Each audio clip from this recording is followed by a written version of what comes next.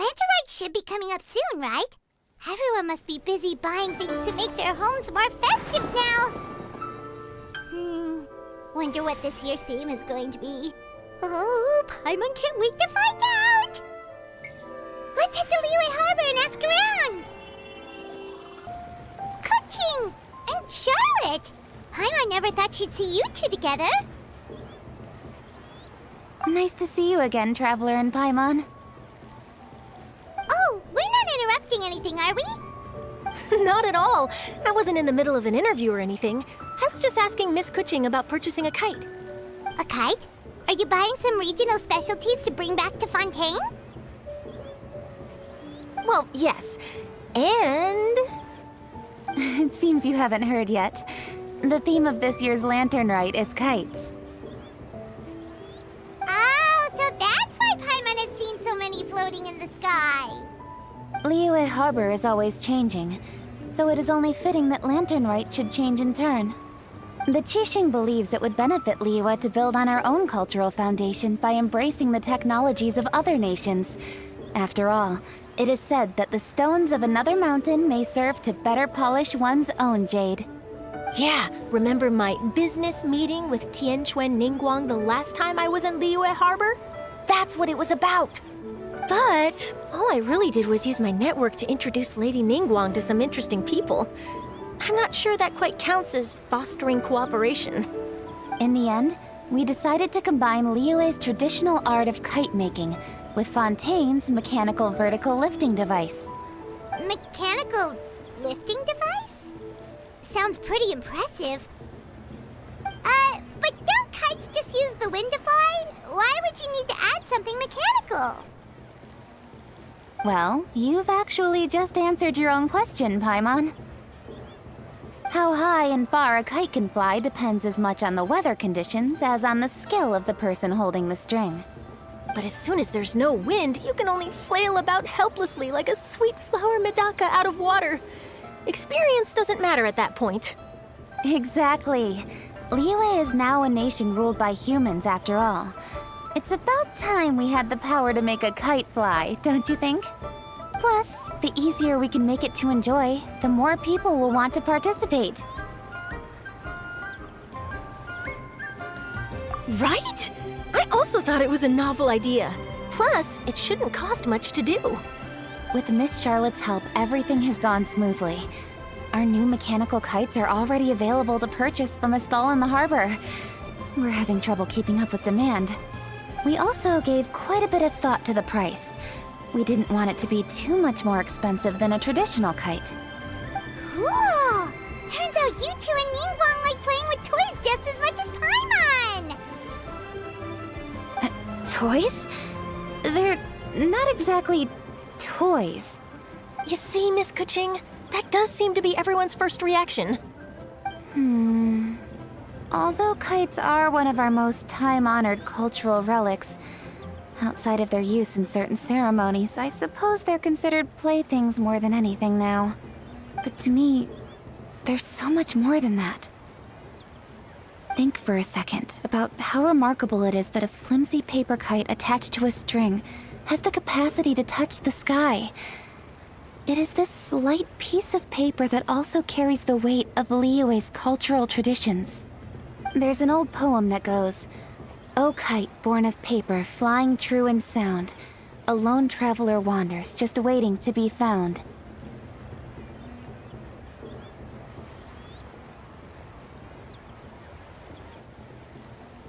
In the past, poets from Liyue used kites to symbolize a feeling of longing, or evoke the peacefulness of idyllic rural scenery. If the people of today can derive enjoyment from this activity, they will not only be more likely to better appreciate the tradition, but also to pass it down to the people of tomorrow. That's the Kuching we know, always thinking 5 steps ahead of anyone else. Well said, Miss Kuching. I've learned quite a bit myself. As long as you're willing to listen, I'm happy to share. I also know quite a lot about the various folk traditions related to kites. For example, whenever a kite blew away, people would say it was the Adepti that summoned the wind to take it away as an offering. That way, you can turn an unfortunate event into an auspicious one. What about something more fun? Do you know anything like that? More fun. Let me think. Oh, I suppose we should first talk about how kites are made. It's another one of our precious forms of traditional craftsmanship. My grandfather told me that back when he was a boy, children learned the art of kite making step by step from their elders. First, you use the thin strips of bamboo to construct the frame. Then, you draw a design of your choice on a piece of paper, paste it onto the frame, and tie on the string. Then, you look towards the sky and release the kite to soar among the clouds. Some people write down certain names or desires on their kites, cut the string, and let them fly free. Others may place particular thoughts or meaning into the design itself. Are certain designs associated with certain meanings? I'm gonna jot all of this down. Well, for example, kites in the shape of a butterfly typically symbolize freedom, happiness, or the desire to break free. Fascinating. What else can you tell me? The scissored-tailed swallow is the most classic design. It symbolizes good fortune and joyful tidings. Different colors also have small variations in meaning. Are these commonly understood meanings and symbols in Liyue? Kind of like the language of flowers in Fontaine. I believe so. Most have probably heard something about it from their elders at some point. If you're interested, Miss Charlotte, I have several books on the topic that I could lend you. They could be a useful reference. That would be a huge help!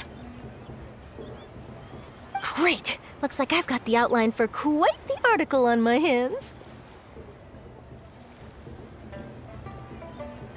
Perfect! We're gonna take a look around. Then I'll show Miss Charlotte to my home for a little while. I almost forgot. The Ministry of Civil Affairs is hosting a kite flying contest on the night of Lantern Rite. If you're interested, you're more than welcome to bring a kite and participate. The rules are simple. Whoever flies their kite the highest and furthest within the time limit will receive a special honor along with a secret prize. I've already prepared more than enough empty film for the event. I can see the spectacle already.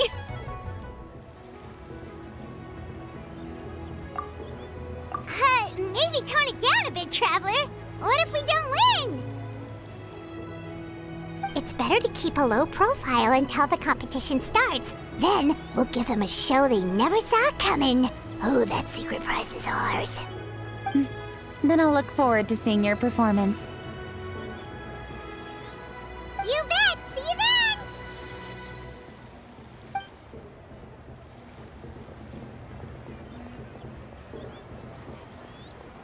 Wait, Traveler? Take a peek to your right.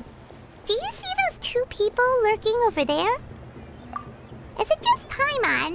Or were they staring at us the whole time we were talking to Kuching and Charlotte just now? They seem fishy. Huh. Well, yes, but something's up. Paimon just has a bad feeling. Do you think they could be treasure hoarders? They always seem to be stirring up trouble during Lantern Rite.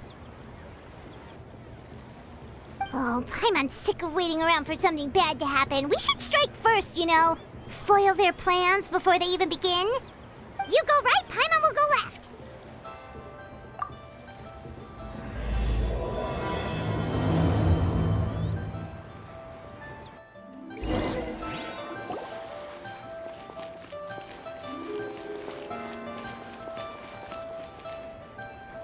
Oh.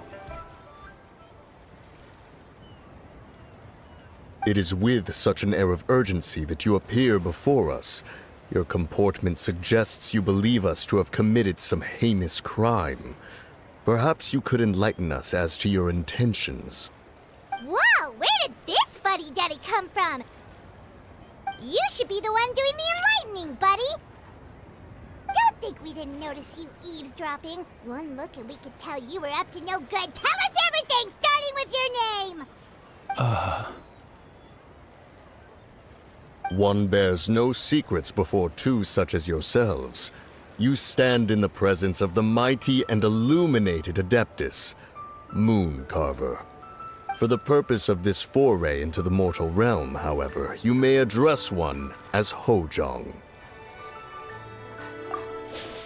You kidding? That deer's got his head stuck so far up in the clouds, there's no way he'd humble himself down here with the rest of us. You may want to hold your tongue, Paimon. Don't think that Paimon is gonna believe you just because you know her name. Let Paimon guess. You're supposed to be Mountain Shaper, right? Indeed. Mooncarver and myself have descended upon the mortal realm for a visit. The two of you may call me Jiahu. Huh. Looks like you did your research. But in our experience, the harder you try to lead us on, the more likely it is that we've got a big fish on our hands. We'll go straight to the Millilith and have you arrested for impersonating a Adepti. Preposterous! Utterly preposterous! Right. Tell us something that only an Adeptus would know. And it better not be some common knowledge that any person on the street could tell you. During the last Lantern Rite, we gathered at Mount Hulao with Rex Lapis and made use of Cloud Retainer's supreme cuisine machine to prepare bamboo shoot soup. Perhaps you have some recollection? The flavor of that soup was more than enough to whet one's appetite. As such, Cloud Retainer assented to my use of the device beyond that singular occasion, providing other recipes to boot. Since then, one has dabbled in the pleasures of the culinary arts whenever time allows. Dabbled? Upon one's last sojourn to your mountain, did you not immediately attempt to hide the device behind a chunk of amber as soon as one's presence was known? Did one not speak up on your behalf but a moment ago? This is how you choose to repay that kindness? One is simply trying to emphasize the veracity of our claim. That does not mean you should reveal personal matters so readily. They might think one bears no difference from Cloud Retainer.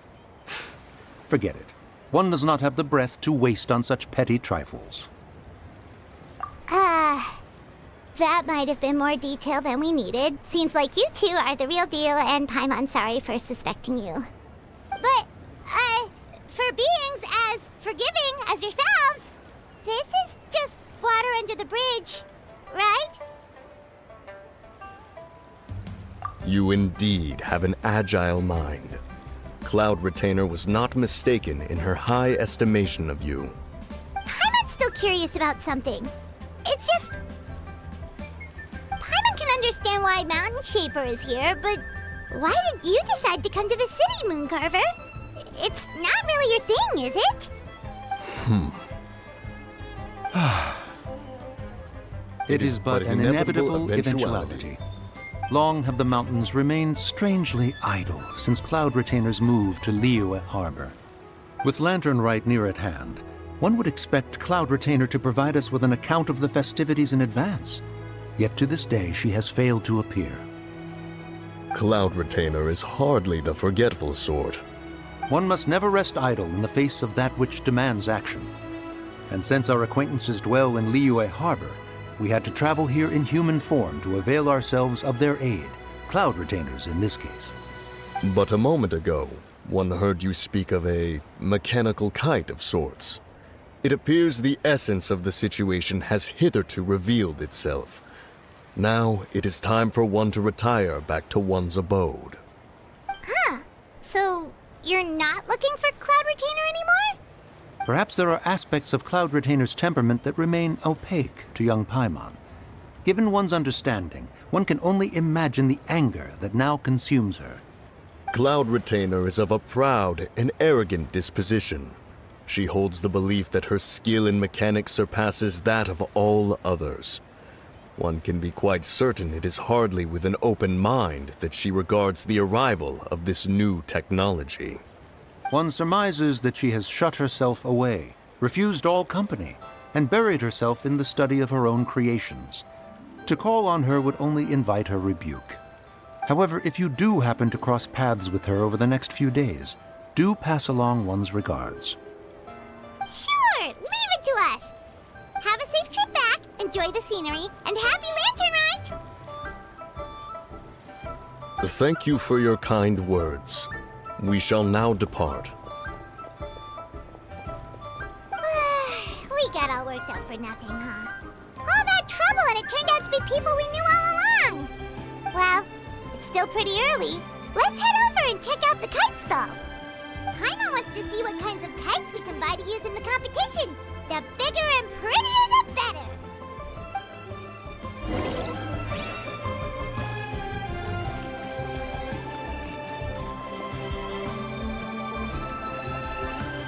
Yeah! Skyward! Welcome. Are the two of you looking to buy a kite? Would you like me to go over the different designs? Ooh! A scissor-tail swallow! And a butterfly! And... oh! This jade chamber design is our newest. It's been selling like crazy over the past 2 days. Does it also have a unique meaning? Of course. The jade chamber symbolizes wealth and abundance. The kite bearing its design is said to bring riches in the future to those who fly it. Oh, now that's Paimon's kind of kite! I apologize for the interruption, but are all your wares in order, Miss Genuine? Yes, they're just over there. The paper, bamboo, and dyes. All the necessary kite-making materials. Wonderful! I'll pack them up and get a guard to deliver the goods to Yilong Wharf for you. Yilong Wharf? Oh, wonder what that place is like during Lantern Rite. Paimon would love to go take a look. Well, if the two of you are interested in going to Yilong Wharf, then could I trouble you to find Gaming and deliver these goods together? Is Gaming the guard you just mentioned? Well, yes. The communications office handles shipments and transports around Liyue. He works for the Secure Transport Agency, one of our sub-organizations. The problem is, many of my colleagues have taken leave during Lantern Rite to spend time with their families. So, our available workforce has seen a dramatic decrease recently. If you were willing to help out, then I could get a head start on my next appointment. You do seem really pressed for time. Oh, wonderful! You will, of course, be compensated for your efforts. Now, at this time of day, Gaming should be somewhere in the vicinity. Just follow the main road until you see the head of a Wushu dance costume. Should be on your right. Be sure to come back if you'd like to buy a kite. I'll even give you a discount. By the way, do you know my aunt? Everyone calls her Granny Shan. I've heard her mention Gaming before. Apparently he's a nice, outgoing fellow and all-around good guy.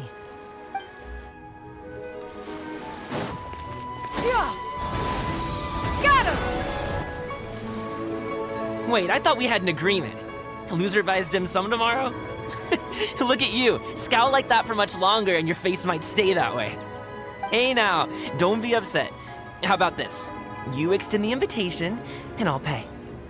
No way, Gaming. You're always the one picking up the tab. I'm not trying to be a sore loser. I just didn't expect you to come from behind to win like that. That was nothing. All in a day's work, friend. Perfect, Gaming is here. Sorry to interrupt, Gaming. We just spoke to a guy from the communications office who needs you to deliver some goods to Yilong Wharf. Oh, it must have been Longzhou. Looks like I've got work. Gotta go. Sure, go do your thing. Let's have a rematch when you get back. I won't let you win so easily next time. Alrighty, you can hand the goods over to me. Must have been heavy hauling them all this way. Let me take them off your hands. It wasn't that bad. It's just some kite-making materials. Plus, we didn't have to walk very far. Kite-making materials.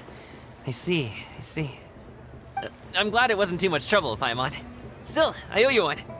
Ah, and you must be the traveler. It's nice to meet you. Thanks for your help. Huh? You know us? There probably aren't many in Liyue who don't. I've heard quite a bit about you two. You're quite well known around these parts. Oh, and please excuse Longzhou if he forgot to thank you. Take my thanks in his place. He's a good guy. He's just been super busy lately, running around from place to place. Don't be too hard on him, yeah? So, you here for Lantern Rite? Yep, it's always so lively this time of year. We were actually hoping we could tag along to Elong Wharf and have a look around. Perfect! We'll go together then. I'm good with directions, so just follow me. Trust me, I know my way around. We can exchange stories, tell jokes, or just chat along the way. Oh, and there are a couple of good places to eat along our route. We can stop and grab a bite when it's time. The ingredients are fresh, the portions are generous, and the prices won't break the bank. You can order anything, and I promise, you won't be disappointed. Order anything?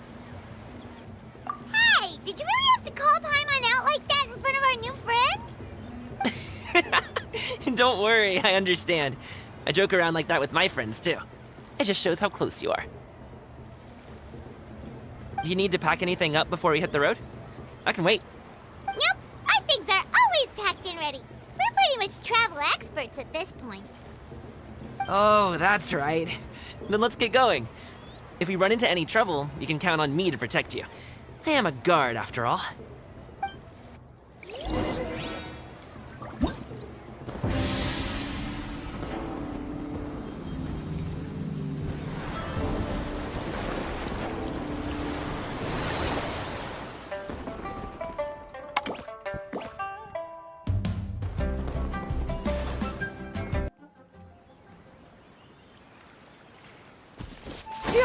Oh, the docks are just a bit further.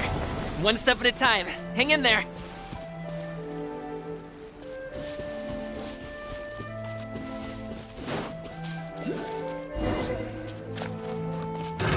Wait, get behind me. I'll handle this. Too late for regrets. Truth repeats its course. Yoo-hoo! Gotcha.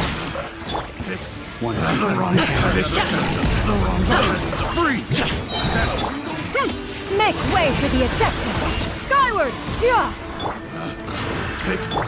Tiny mythical beast!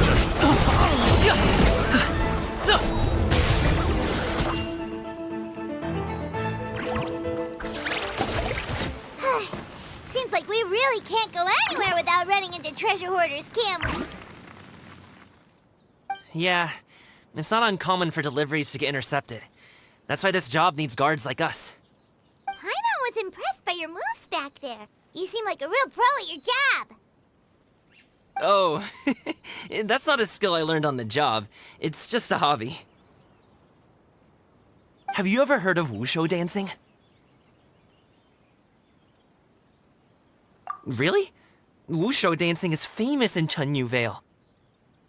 Performers might be invited to promote the opening of a business or to spread good fortune during a holiday season. But I must admit, it has nothing on the popularity of the Liyue Opera. I'm also well aware that people in Liyue Harbor aren't exactly jumping at the chance to watch wushu dancing. So, it's not something I do full-time. Huh? You have 2 jobs? How do you have the energy to do all that? It's not that tiring. You just have to take a rest. Ah, Paimon gets it, so you must sleep a lot then. Not really. Just yesterday, I stayed up all night playing cards. Oh.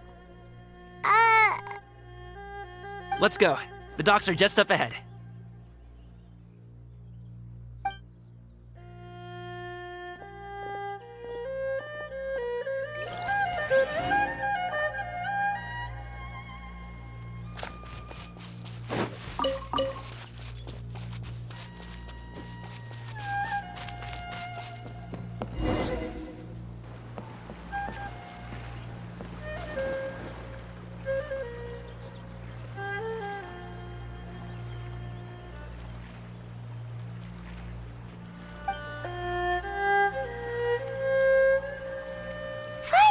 We can rest. Ooh, Paimon's shoulders are so stiff. And her stomach so empty. Sorry. Did I push the pace a bit too much? I mean, you were the ones who said you were travel experts. Liu is just too hilly. Floating up and down so much. Where's Paimon out? Oh, Paimon was finally satisfied, and now her poor stomach's empty again. Aw, would you like some winter melon cake? I have some on me that I bought from a store. Yes, Paimon will take all you got. You might want to pace yourself there, or you'll be too full to eat a proper meal later. Paimon never gets too full. Just like you apparently never get tired, no matter how far you walk or how many jobs you work. Ah, I see. Then here you go, Paimon. And for you, traveler. Enjoy. And here's some for you too, Uncle Bosu.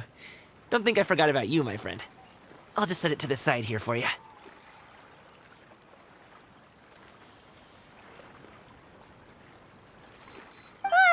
That hit the spot. Paimon thought she was going to starve to death for a minute there. That close of a call, huh? I've been eating winter melon cake ever since I was a kid. You can buy them from all sorts of places, whether it's a small vendor on the side of the road or a big restaurant in the city. But each place produces cakes with a slightly different flavor.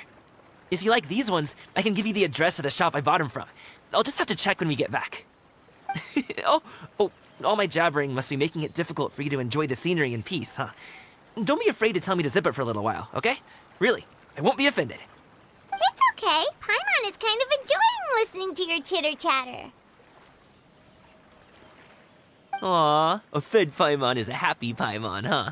Hey, Paimon can be in a good mood anytime she wants. Need some fresh bamboo for this.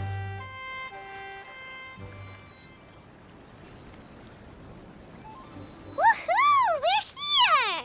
Don't forget your things, and watch your step as you get off the raft, or you're in for a swim.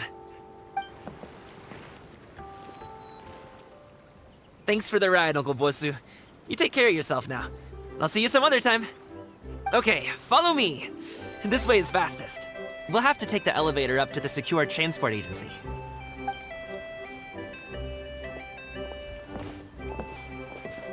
It sure would be nice. Hey! Slow down. I'm begging ya. What is it? No one's gonna try any funny business when the street is this packed, right?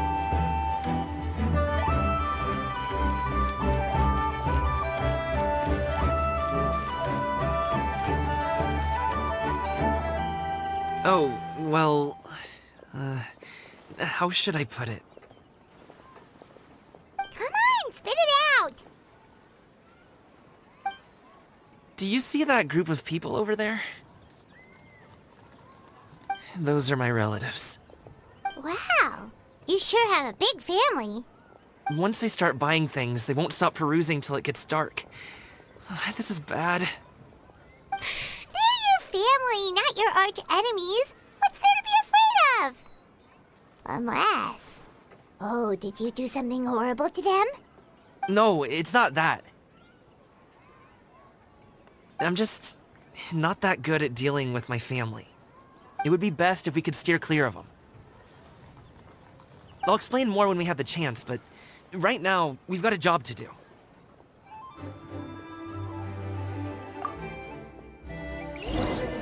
The left side looks pretty packed. Let's go straight. Slow and steady wins the race.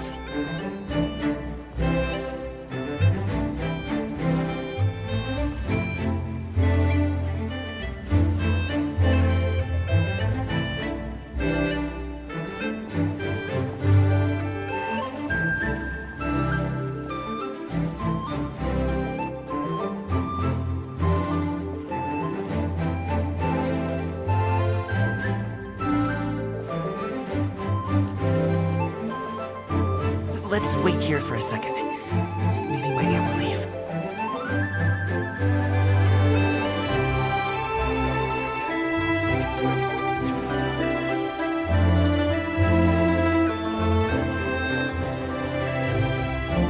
She's gone. Let's go.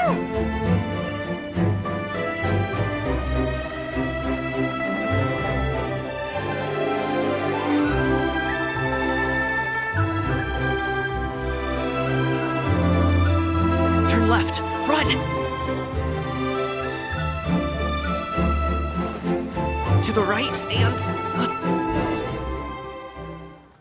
Wow, you guys are good. I'm impressed. That was nothing. It was a piece of cake. Oh, winter melon cake to be exact. You really liked it, huh? Ooh, you know what? I'll buy you a whole bunch and pile them so high you could swim in them. As long as you don't wind up drowning, Paimon. Hey, Uncle Jirgwe. These are my friends, the Traveler and Paimon. They came to deliver some goods with me. So, I guess I'll go ahead and take these over to Uncle Yongzan then? Yes, thanks for your hard work. I should thank you both for your trouble as well. Please take a seat and rest for a bit. I'll prepare some tea. No need. We'll be off soon anyway. Hey, we're already here, aren't we? No harm in taking a load off for a bit. Plus, I know the Secure Transport Agency has some great Songhua tea stashed around here somewhere. I promise you, one sip and you'll be hooked. Anyway, you just sit down and relax, Uncle Jirgwe. Who would I be if I just sat here and let you go through all this trouble? Leave this to me. I have to be up and about to drop these goods off anyway. What's a little extra time on my feet? Oh, you aren't too picky, right, Traveler? I know Paimon prefers things on the sweeter side, so I won't steep the tea too long. And I'll add some dim sum pastries on the side.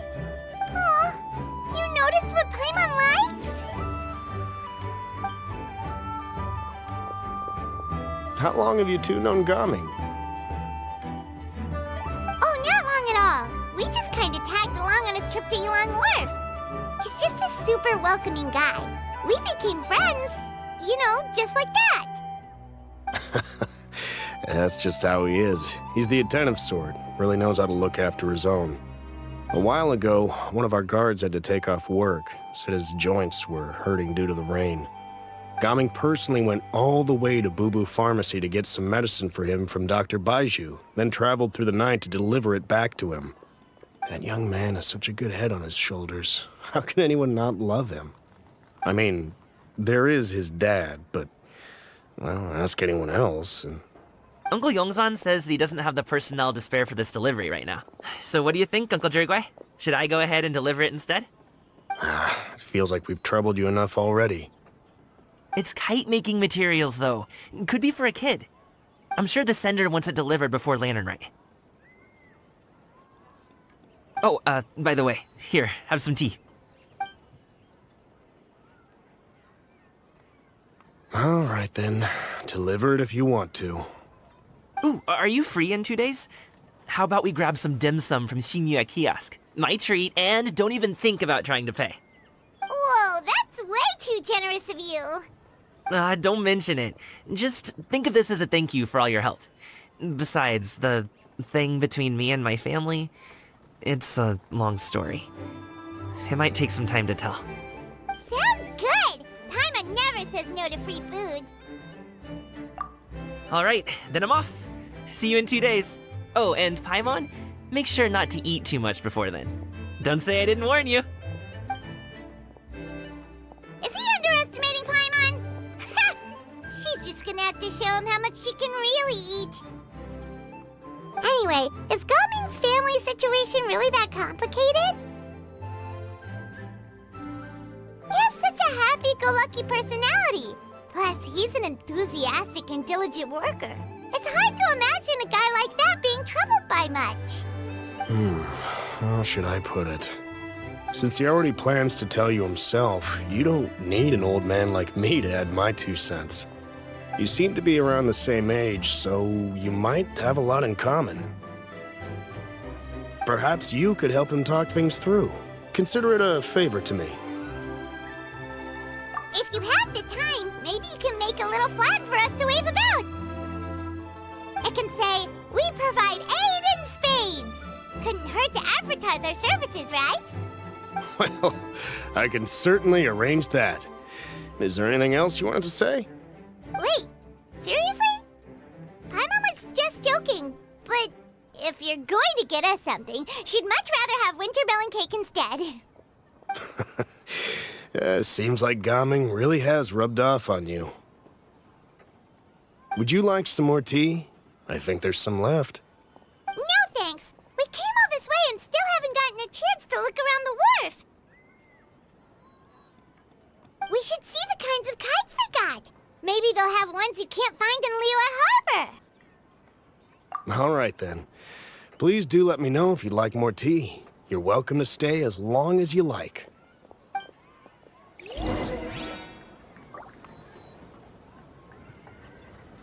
Gaming is a good kid. I just wish he could reconcile with his family.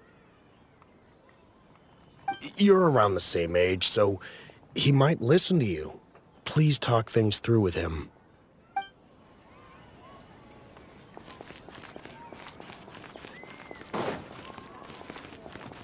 Only with solid practical training.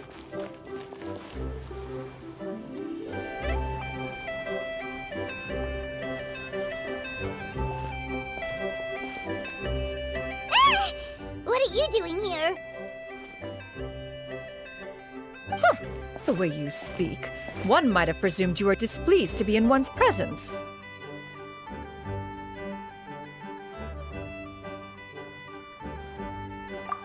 Take note, Paimon. You could learn a thing or two about how to respect your elders. Ugh, starting on the elder stuff already, huh? Shouldn't you be back in your cave tinkering away at some kite-related thingamabob or something? What brings you out here? And what's with that huge box next to you? Ah! Paimon gets it. You're here to do some shopping, aren't you? And what of it? The Qixing's decision to integrate Fontanian technology into said kite-flying competition is of no consequence to oneself. Did you expect one to willfully compete against the whimsical trends of worldly sentiment, or perhaps even fall to petty sulking over such? It's not that we think those things exactly. That's just what Mountain Shaper and Mooncarver told us, or Tia something and Ho. Paimon can't be bothered to remember what their aliases were called. Anyway, they went to Liyue Harbor to look for you. They even asked us to pass along their regards if we ran into you. Oh, huh. Tianyin? Huh. It appears time has quite flown since one's arrival in Liyue Harbor. How could one have forgotten about those two old fossils? One shall have to bring them back some divine herbs to atone for this slight. Nay, given that one has ventured all this way to Yilong Wharf, tea would be more advisable. A great thought has illuminated one's mind once again. One is reminded that certain purchases have yet to be made. Perhaps you two could wait here whilst one performs this task. It'll be but a moment. Huh? Wait, here? You really just gonna ditch us here to watch your stuff? Oh, that woman really just does whatever she wants. Hey, not you too, Traveler! Oh, all this Paimon ditching is super not appreciated. Just come back soon, okay? Paimon doesn't want anyone to try and steal his stuff. Welcome. Please have a look around. We only sell teas of the finest quality, sourced directly from Chaoying Village. Might I recommend the Sunglo variety? It's one of our specialties. Now, that sounds promising. One will bring some back for those old fossils, and all will be well. 2 boxes will do. Wonderful. By the way, we're actually running a special Lantern Rite promotion. Buy 3 boxes, get 10% off. 4 boxes will net you 20% off. 20% off 4 boxes. This merchant strikes a fair bargain. One might as well give some to Morax and Ping, too. Then 4 shall suffice. I see.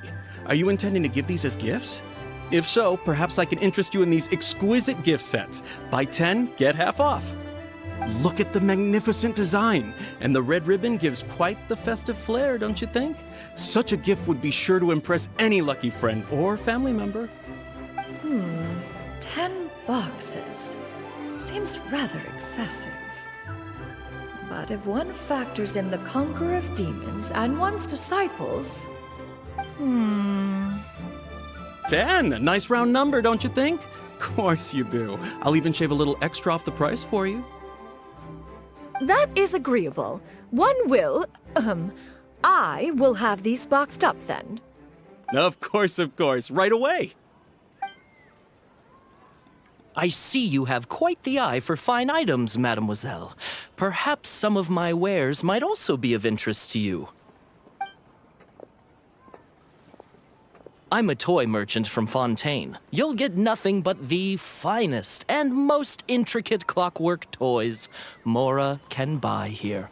Each one sure to be a source of endless amusement.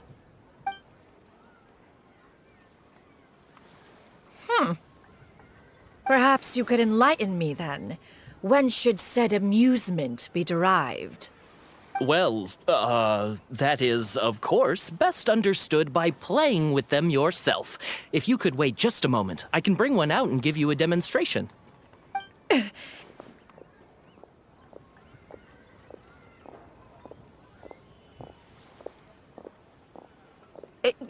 There is no need for that. Mademoiselle. Give me your newest and finest model, and be sure to package it securely. Ah, of course. Here you go. The instruction manual is... I can do without, thank you. Many watchful eyes surround this place.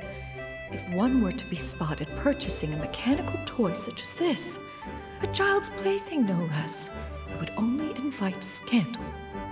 There is no harm in bringing it back to study in secret.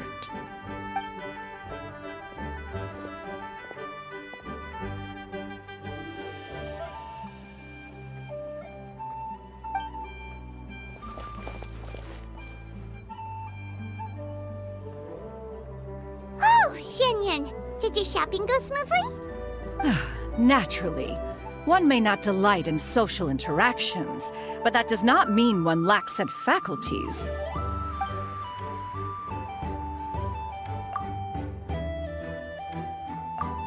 And you two?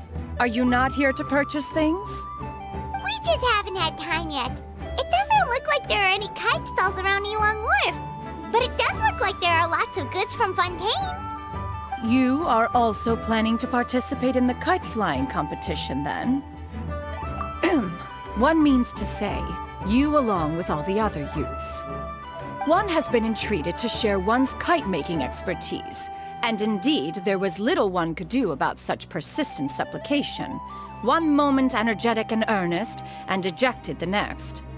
One had no choice but to acquiesce to these requests, and thus, one will be organizing a kite-making workshop to provide personal instruction in this art form. Oh, who will be participating then? Shuyu, Shenhe, Ganyu, and Yayo. Wow, that's quite a few people. Also, this is all pretty well, Xianyun, but it's not like you have to make your own kite to participate in the competition. You can just buy one ready-made and call it a day. Ha! You speak of those equipped with the mechanical lifting device, do you not? 'Tis nothing but a crude piece of mortal machinery. The mechanism that one has developed was the fruit of millennia of meticulous study. Let us not speak of the source of the mechanism's power, but rather its structure. It is composed of materials as light as bamboo and as strong as iron. This composition grants it the lightness of weight to ascend into the sky and the durability to follow the wind for many a mile. It is built with a series of intersecting rods that...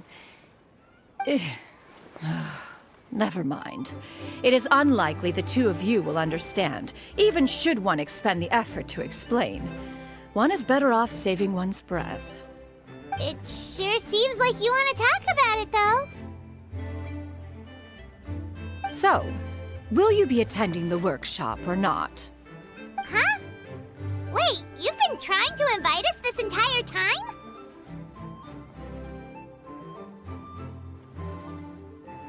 All right then. No need to prepare the materials in any case. One has it all sorted. Arrive at Mount Outsong in 2 days. I shall be expecting you around midday. Are you leaving? Don't you want a guard to help you with that big box of yours? Surely you jest. One goes as one pleases. For what reason would one need to rely on another?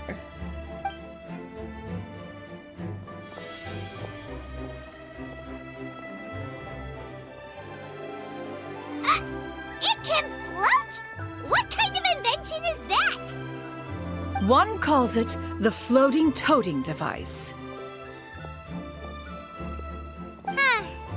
She seems pretty proud of that one. Look at her walk down the street. She seems so confident, but everyone around her is looking at her all funny. Paimon wonders... never mind. But anyway, that box of hers seems to be full of those mechanical lifty thingamabobs.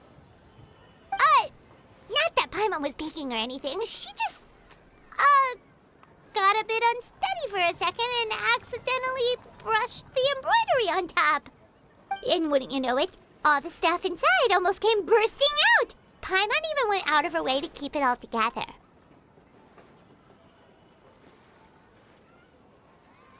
All Paimon say is that Shenyun sure does try hard to save face. What did she call it again?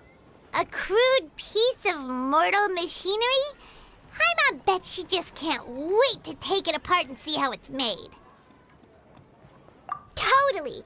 We should probably act like we didn't see anything, though. You know, in consideration of her feelings and all. After all, that is the propriety with which one should comport oneself. When it comes to an elder, right?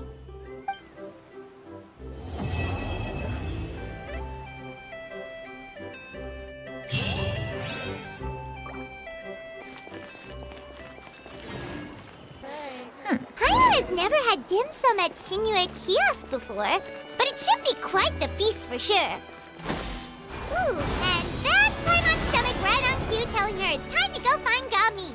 Let's go! Oh, you're here early. I just ordered. The food should be out in a second. Sit down, sit down. Let's all take a seat. Here, hand me your cups. Oh, thank you. Wait, you weren't supposed to drink that, Paimon. That was for you to rinse your utensils. That's a thing?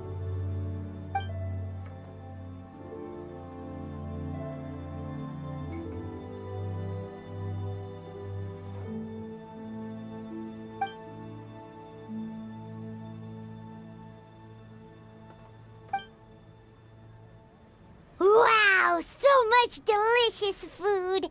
Do you really eat all this just for breakfast? That's just how we do it where I'm from. Most of the time, though, I don't eat lunch after dim sum. Oh, that's good to hear. Paimon doesn't need to worry about holding back then. Eat! If it's not enough, we can always order more. Oh, and there's tong soy coming as well. I don't usually have that in the morning, but, well, since everyone's here, I just had to order it. What about you, traveler? Is the food to your liking? Want some more seafood kanchi? Let me refill your bowl. Paimon's gonna take you up on that. Fill it up nice and full and make sure she gets a few extra shrimp. Thanks!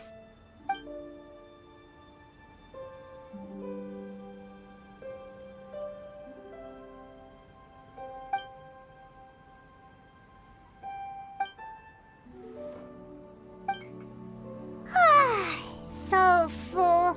That meal was so satisfying, it even gave Paimon some extra brain juice. Oh, listen. Paimon's figured it out. Let's think about this for a second, Gaming. You invited us to this awesome restaurant and ordered a whole table full of expensive dim sum just for the three of us. Well, you must be hiding the fact that you're some young master from a rich family. That would explain why you try to keep your friends and family away from each other. Are you confusing me with Xingqiu? Huh? You know Xingqiu? You sure know a lot of people. Well, when you're on the road as much as I am, you hear all sorts of rumors. Sometimes they're true, sometimes they're not. What it comes down to is being able to tell the difference. More often than not, that means knocking on some doors to find out for yourself. Oh, you truly are a man of many talents, young Master Gaming. Okay, enough with the teasing. Sorry to burst your bubble, Paimon, but you're wrong about my family situation. What? Oh, Paimon thought she was onto something there. My dad is just an ordinary tea merchant. Small-scale stuff, you know? It wouldn't even make sense to mention his business in the same breath as the Feiyun Commerce Guild. My dad... he always wanted me to inherit the family business, to be a merchant like him. But that's just not who I am. It's not who I ever wanted to be.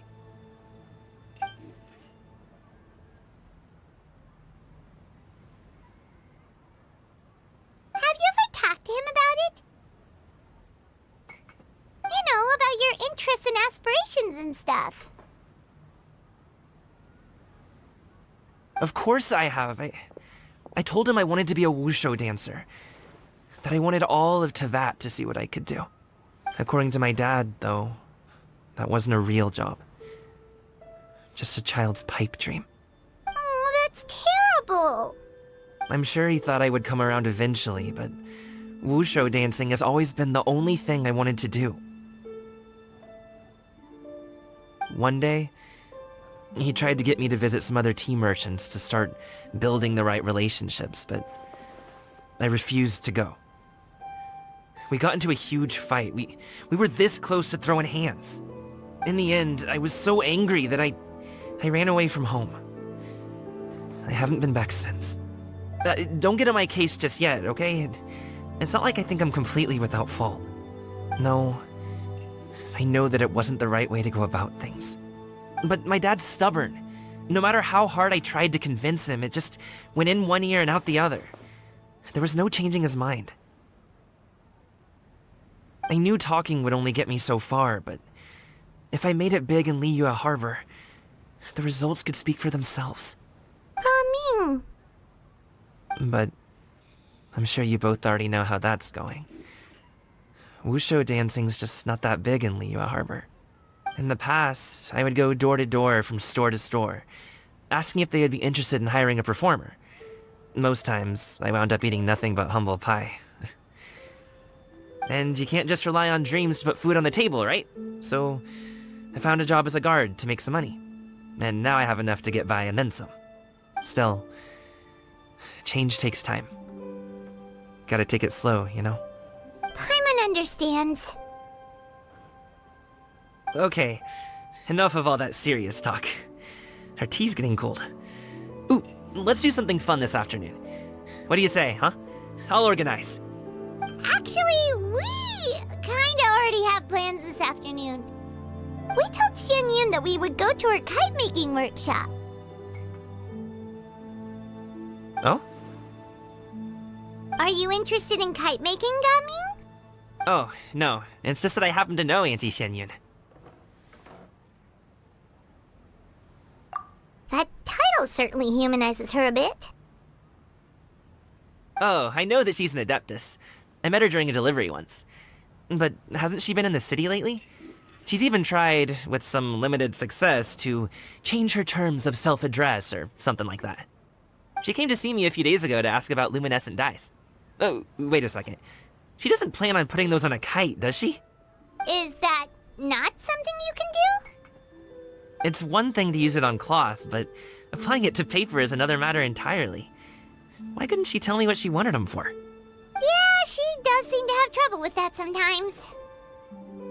It would be such a shame if everyone worked so hard on their kites only for them to get ruined in the end. Okay, I'll go with you. If Auntie Xianyun wants to use those dyes on a kite, the formula will need to be changed. Great! The more the merrier!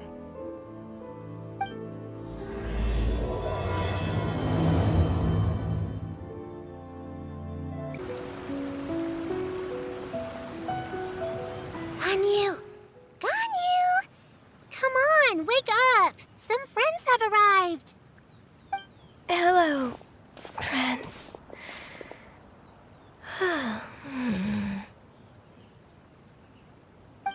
Ganyu!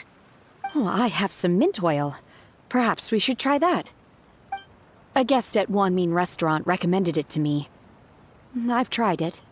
Its stimulative effects are much stronger than what can be achieved from chewing on mint leaves alone.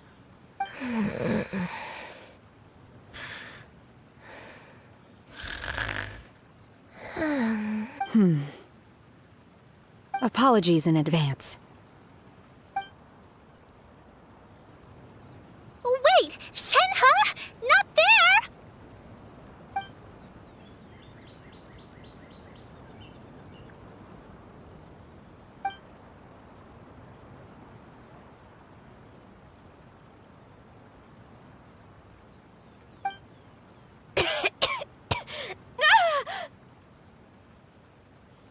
See? It worked. She's awake. Are you okay, Ganyu? Do you need some water? Or maybe something to eat? I'm fine. I just feel chilly all over. Huh. Was it that effective? Chilly, huh? Master always says a cool head leads to a calm heart. So, does this mean that heat's what we need to help you, Ganyu? Paimon doesn't think that's what the expression means exactly. I feel a bit better now. Was I asleep? Must have been around the time I usually take my midday nap. Did you not sleep last night? That does seem to happen to you often. Perhaps you should come work at Wanmin Restaurant with me. We get off at 10 on the dot every night without fail. I could never. I'm sorry. I seem to have missed your name. You are... Me? My name is Gaming. I work as a guard for the Secure Transport Agency. Gaming. The name sounds familiar. I believe I've heard your name mentioned around the Ministry of Civil Affairs. People tell me you're an extremely enthusiastic worker, and you are very generous with your help. Well, you know me. Or, I guess you don't. My name is Ganyu. This is Shenhe, and this is Yao Yao. It's an honor to finally meet you all. Oh, you must be here for Auntie Xianyun's kite-making workshop, right? Yes. I have neither made nor flown a kite before. As long as Master is willing to teach, I am willing to learn. Me too! I want to participate in the kite flying competition with my best friend! Plus, it's more meaningful if you make the kite yourself, right? Your best friend didn't come with you?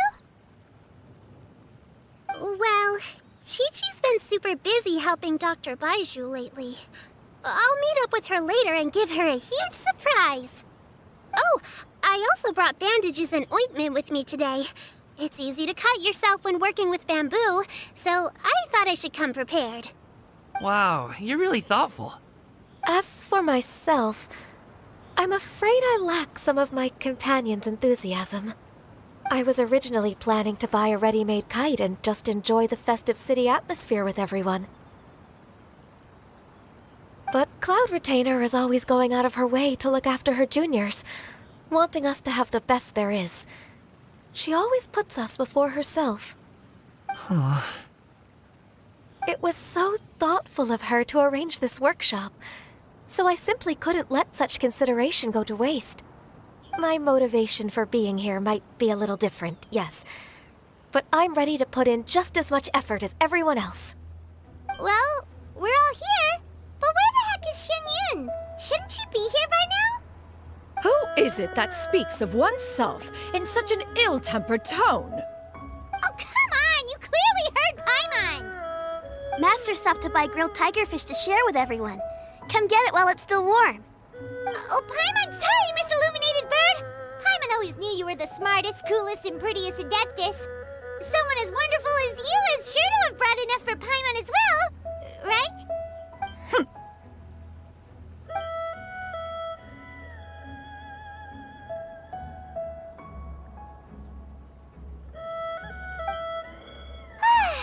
So delicious. Paimon's life is complete. It appears that we've ended up with quite a few participants indeed. Go ahead and divide yourselves into small groups. The materials are over here. The regular dyes and luminescent ones have been clearly marked. Use them as you see fit. As for how to make the kite, one assumes you all made sure to listen to the instructions one provided while we were eating, yes? Are there any questions? Paimon may have focused a little too hard on the eating and less on the listening.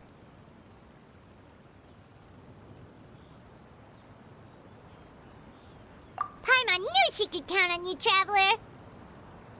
One will wait under this tree and avail oneself of the cool air while one digests.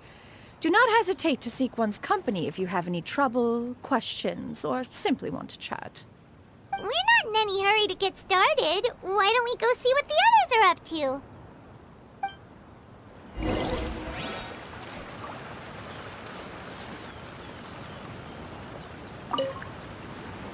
Hey, Gaming! Want to team up? Huh? But I have to participate? I thought I'd be done for the day after adjusting the dye formula. You're that unenthused by kite making, huh? That doesn't seem like you. No, it's not that. It's just... it would take too long to explain.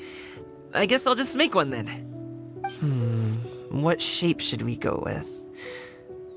How about a butterfly?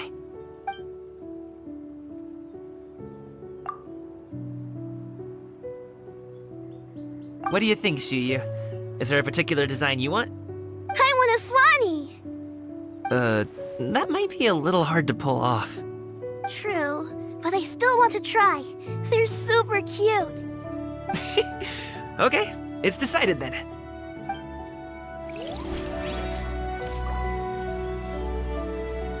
Gaming, can I do the coloring? Sure.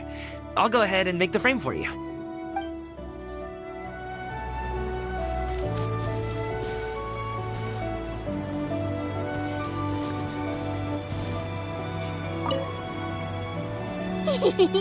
Auntie Cloud Retainer, look! Am I doing it right? Very good. Your frame is nice and sturdy. This design, is it a finch? Yep. One is looking forward to seeing your finished product. What color are you going to make it, Yao Yao? I haven't decided yet. If I make it blue, it'll be more like my friend. But if I make it gold, it'll be more like me. If you are asking for one's own opinion, one would advise choosing gold. When giving a gift, the key consideration is the recipient's feelings, is it not? One imagines your friend would much prefer a kite that reminds them of you. Oh, hey, I never told you the kite was for Chi-Chi. How did you know? With age comes wisdom, child. One simply has a way of knowing things. Oh, cool. Thanks, Auntie Cloud Retainer. I'm gonna start painting it gold right now. Good. One will watch. You two seem strangely unoccupied. One was under the impression that one was supposed to be doing the relaxing. Is your kite finished? We actually haven't started yet, but we're going to start, right now.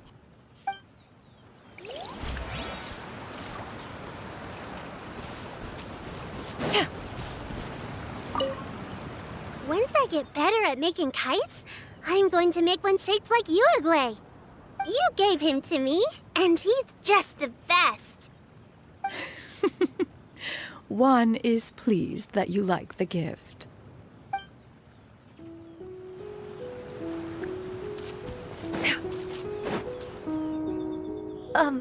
Shenhe, it would be great if you could refrain from putting things on my horns from now on. They're really quite sensitive. I see. My apologies. I shall remember that in the future. Thank you. No harm done. Good. Could I touch them just once more, though? No oil or anything this time. I've just always wondered what Miss Ganyu's horns feel like. Huh? Please, I told you. Just call me Ganyu. Well, all right. Just be gentle. Firm to the touch with no discernible temperature.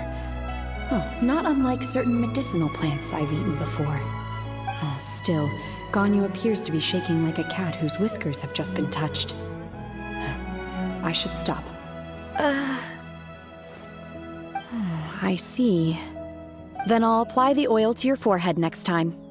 Oh, no need. I'll just refrain from taking afternoon naps outdoors. Anyway, we should probably get started on our kite. It won't be long before Cloud Retainer comes to check on our progress. Perhaps we should just choose the most traditional style. Okay. Well, they seem to be getting along swimmingly. Let's not disturb them. We should get started on our kite now. Let's go.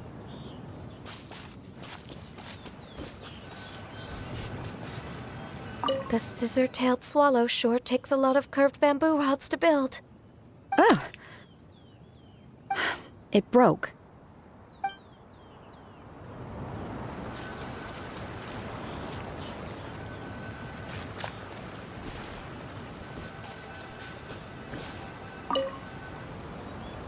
First, we have to decide on the shape. Hey, what are you laughing at? Oh, that's not a completely crazy idea. If nothing else, a Paimon-shaped kite could at least make sure you never get lost on your travels and always find the tastiest food and funnest things to do wherever you go. Maybe we're not exercising enough artistic license. Ooh, we should exaggerate this a bit. How about this? The word Paimon means the guardian angel of travelers.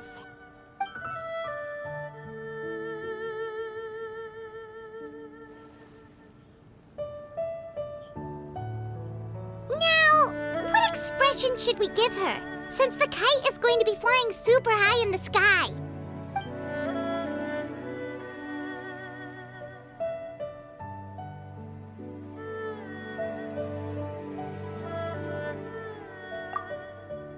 Oh, Paimon totally didn't do anything wrong. And even if she did, she doesn't deserve to get shot up into the sky for it. Something like this, then.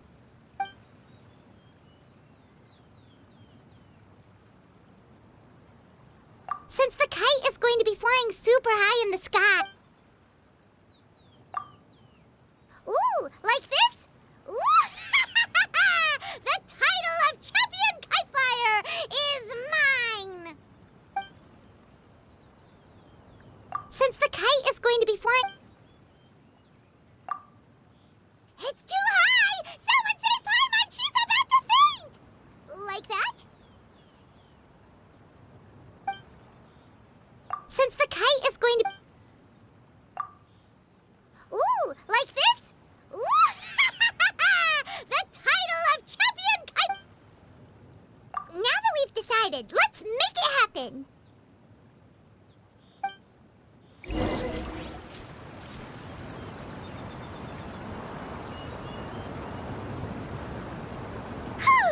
It's done! Paimon has to say, Kite Paimon might even rival real Paimon in terms of cuteness. Now we just have to attach the string, right? All right, gather around, everyone. Oh, Shenyun's calling us!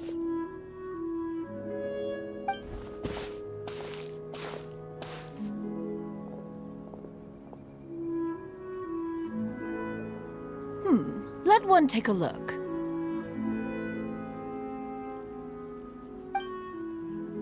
Wow! Ganyu and Shenhe made a scissor-tailed swallow. It's so pretty. Yep. The coloring makes it look a lot like Master. If the tail wasn't split in two like that, it might even be a spitting image. If you look closely, there are a few spots where the colors go outside the lines. Did you doze off while painting it, Ganyu? I did the painting. I stared at the paper for quite some time, but I simply could not recall the coloring of any bird. Except Master. Or should I say that I'm too familiar with her crane form? Even when she stands before us in human form, all I can see is blue and white.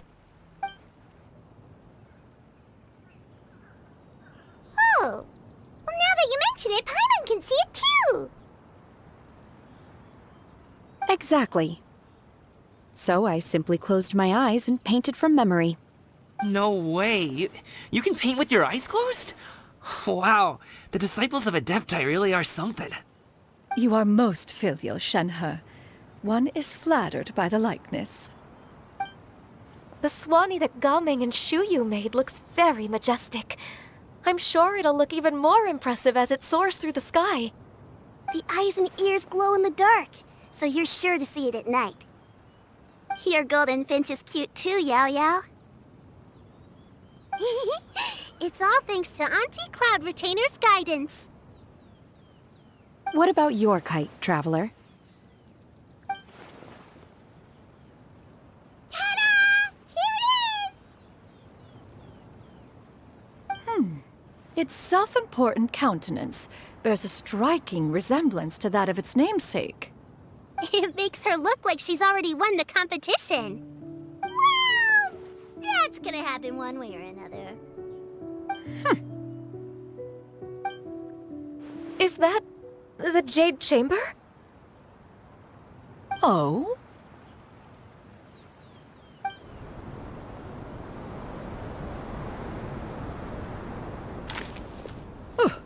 Who dares attempt such a flagrant display of impropriety by releasing a kite into one's territory without one's permission? Oh, and to do so by making use of this crude piece of mortal machinery. One simply must know who it is that possesses such impertinence. Continue attaching the strings, everyone. One will be but a moment. Cloud Retainer! Traveler, Paimon, could I trouble you to go after Cloud Retainer? Master's going to be okay, right? I'm more worried about the person who released the kite. There's wind up ahead! Looks like we can glide over!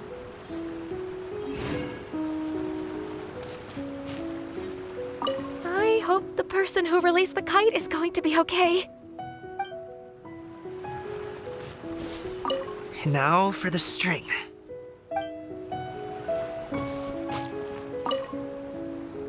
Be careful, you two!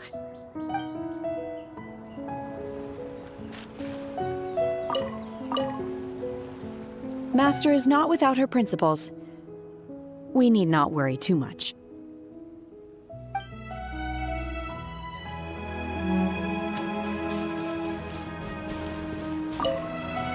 Please look after Master for me.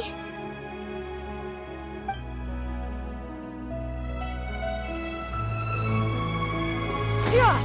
Skyward! Yeah.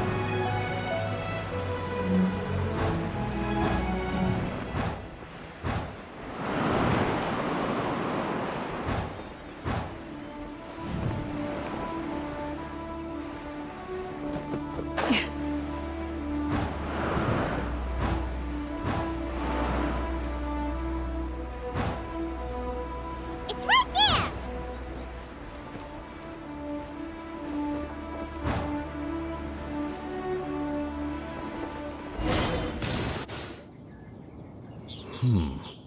This Fontanian device of mechanical motion is quite curious indeed.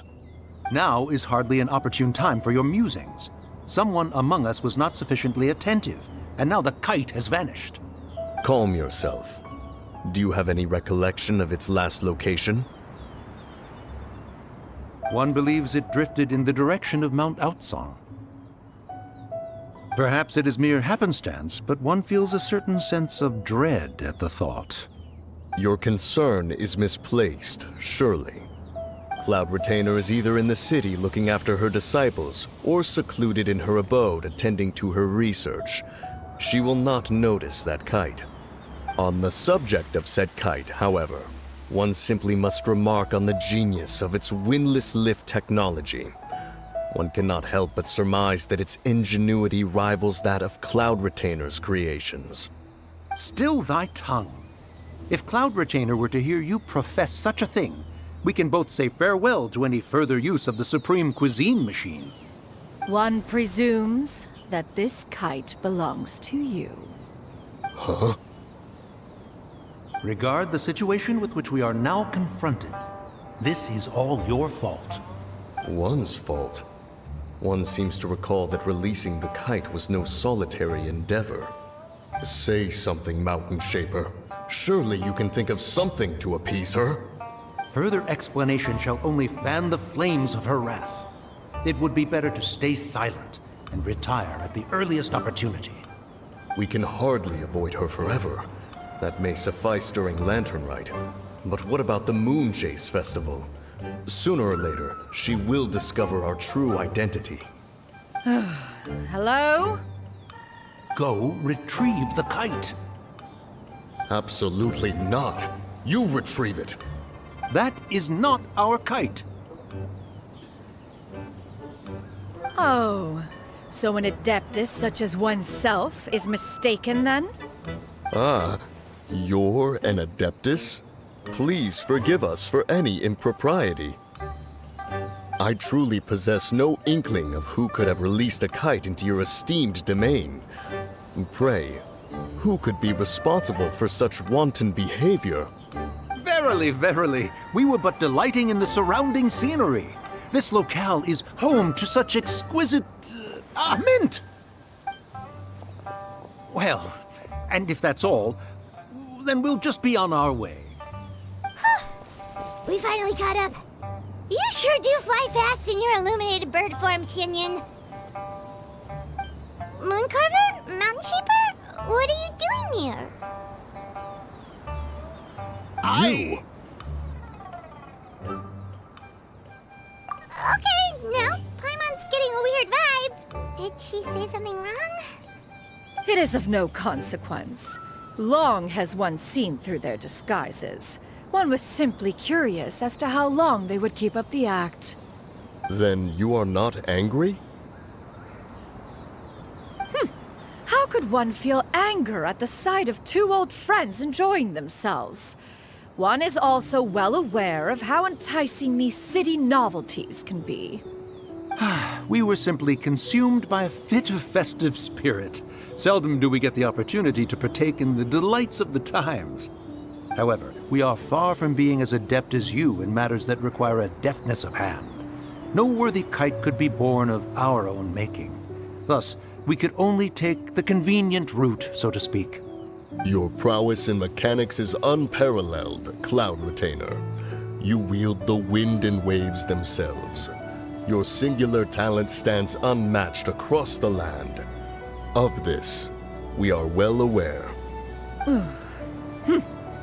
One has guests to attend to. We will have to convene again some other time. Traveler, Paimon, do try to keep up.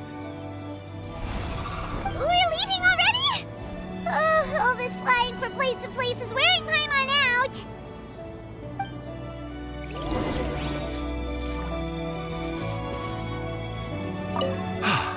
It seems that one's concern was misplaced after all. Then, should we continue flying the kite? A splendid suggestion, but it would be advisable to change locations. Perhaps your mountain would suffice? It is more than spacious enough. A fine idea. A fine idea indeed.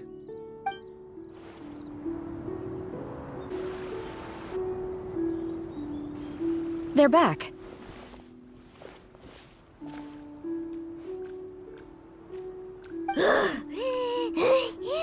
Paimon's pooped. Hi. Why are there only two of you left? After you left, Yao Yao and Shu Yu tired themselves out playing with their kites. Gao Ming offered to escort them home. Before he left, he said something that I don't quite understand. Oh?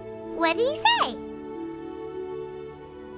He said, a kite is always tied down no matter how far it flies or how high it soars. Its tether prevents it from ever truly flying free. He looked quite dejected as he said this. Now that you mention it, Gao Ming did seem to have a rather strange attitude towards kites. A reflection of himself. If I were a kite, I would cherish that tether as a symbol of kinship and the bonds that tie us, and...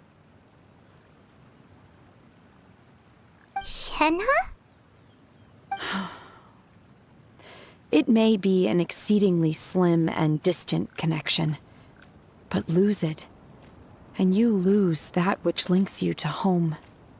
If Gaming truly sees a kite as a reflection of himself, then I fear I understand his words even less. Well, people often have different points of view depending on their mindset and experiences, right? It's actually quite normal. Just like some people can eat spicy food, but others won't go anywhere near it? Exactly. That's why tolerance and understanding are as important as they are. Tolerance and understanding? What brought about this conversation? Did one miss something? We were just chatting. You don't have to butt in on every little thing, you know. Where were you anyway? One was merely doing a bit of cooking. Night fast approaches. If you are otherwise unoccupied, one would entreat you to stay and eat before you depart. Oh, it's been so long since I've had the chance to enjoy your cooking, Cloud Retainer. Worry not. One has prepared a variety of meat and vegetable dishes. One is more than familiar with everyone's culinary proclivities.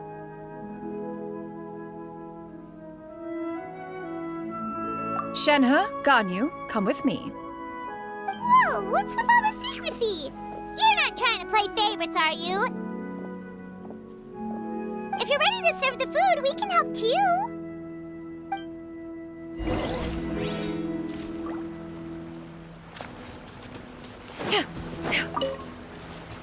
Yeah! Skyward! Scatter!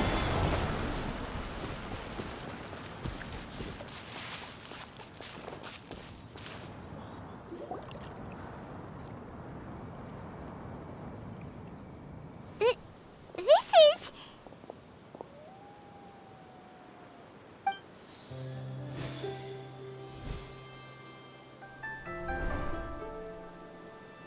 Oh, I can feel the wind brushing against my legs. This is a bit embarrassing. Is the headpiece secure? I should have asked Cloud Retainer to check before I stepped outside.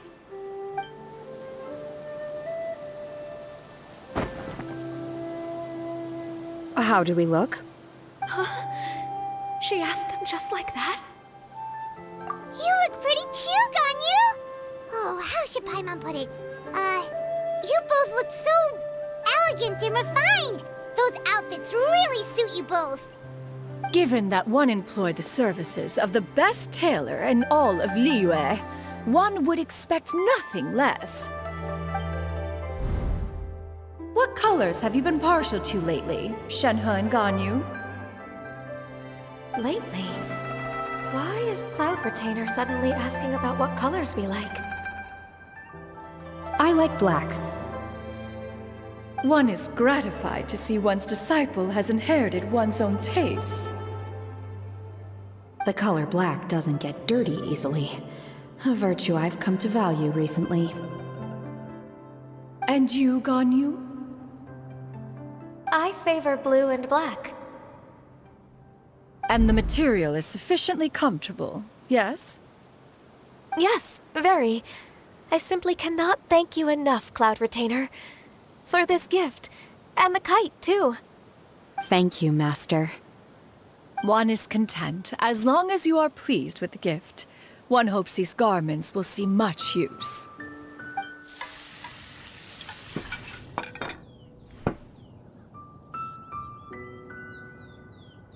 Seems like your supreme cuisine machine is just getting better and better, Xianyun! This golden crab's particularly good. The shell's deliciously crunchy, and the meat inside is so succulent and sweet! Paimon can't stop eating. It's a good thing Gaming isn't here, or Paimon would have to duel him for the food. You know, with chopsticks. He traveled all this way on account of the kite-making workshop, and he spent the whole afternoon looking after Shuyu. One was hoping to treat him to a meal. Oh well. One will just have to extend one's thanks in person. It's rare for someone to make such a good impression on you, Cloud Retainer. One has high standards. He appears to be a young man of much merit, and one is not the type who would see such potential squandered. It appears that he wishes to break free from the kite string that tethers him. Kite string? Huh, what strange metaphors you speak in, Shenhe. Ever since you returned from one mean restaurant, your turns of phrase render one at quite the loss. Where do we even begin? Oh, do you know about the conflict between Gaming and his dad, Xinyan? One has only heard that the two are not on good terms. He ran away from home and hasn't been back since. Oh? Ran away, you say? Oh. One believes we would all benefit from a more thorough retelling. Start from the beginning. Oh, okay. Paimon just hopes he won't mind. What? This shall not do. Lantern Rite fast approaches. We must make haste. As one was contacting various tailors around Liyue, one could not help but be reminded of Menogias. He possessed a singular talent for clothing design. He had an exquisite eye, not just for fabric selection and color pairing, but also for what accessories could best accentuate a garment's overall styling. At a gathering of Adepti, Bonanis once complained in secret to some of the ladies in attendance that the skirt Menogias made for her was too long and impractical, lamenting that it would only hinder her in battle. However, when one asked Menogias his opinion, he remarked that the train of the skirt would serve to enhance her adeptal countenance by exemplifying a certain elegance. Menogias was that type of person. When it came to topics relating to garments and accessories, not even Rex Lapis could best his stubbornness. And later...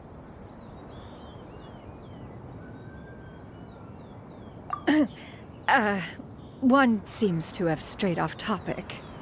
One means to say that Lantern Rite should be a day of reunion. It is a time to address problems before they turn into regrets.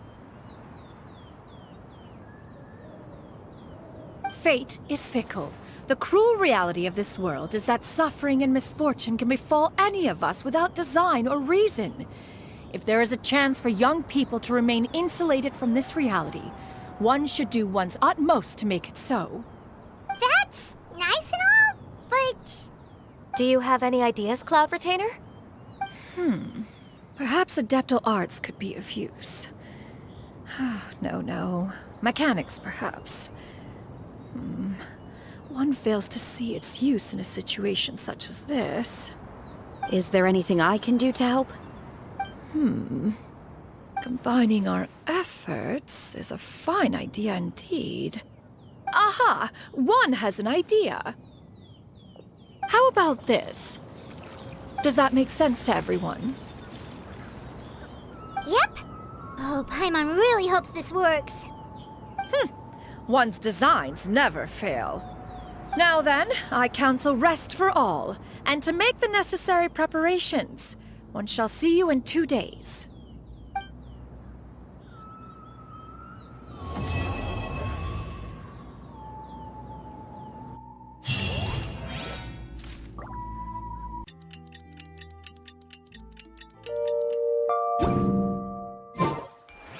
It's time to carry out the plan! Let's go find Gaming! Hope everything goes well.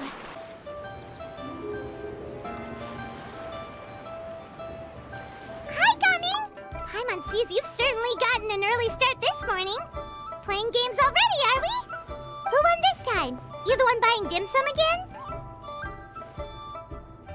Hey, when you put it like that, it makes it sound like I'm always the one losing. Ah, perfect, you're all here. There's an important commission I need your help with. All right, I've got the time. Where are the goods? Well, it's not just goods this time. I need you to escort a tea merchant and their wares from Chaoying Village to Liyue Harbor. A very important client has requested to meet with him. Sure. What's this merchant's address? Here.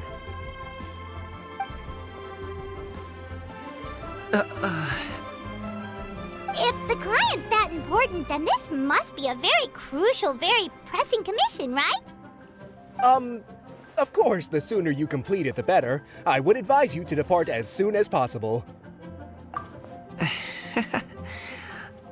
All right, don't work too hard now, Longzhou. We'll set off then.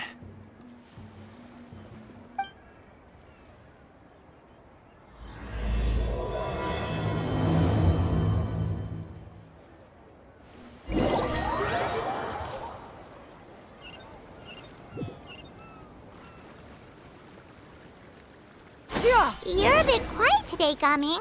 Oh, do you want Paimon to tell a story? We're almost there. I'll take a rain check on that.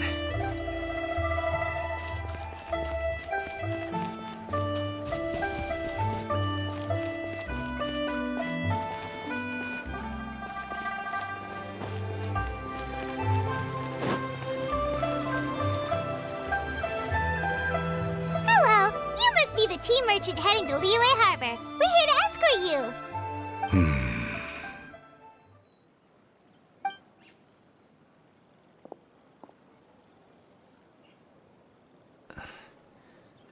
Dad? Oh, so you're Gaming's father. It's nice to meet you. Just leave this delivery to him. Trust Paimon, he's got this in the bag. Gaming is super good at what he does. Everyone at the Secure Transport Agency says as much. Even the Ministry of Civil Affairs has nothing but good things to say about him. Seems like you've made some sort of name for yourself at least. The goods are all in order? Yes, they're all here. Then let's get going. A very important client has asked for you by name. You kinda have to come with us. Paimon doesn't know how we would explain ourselves if you just didn't show up. Plus, you'd be missing out on a huge money-making opportunity. I see. I suppose I will have to trouble you all to escort me, then. Let's go.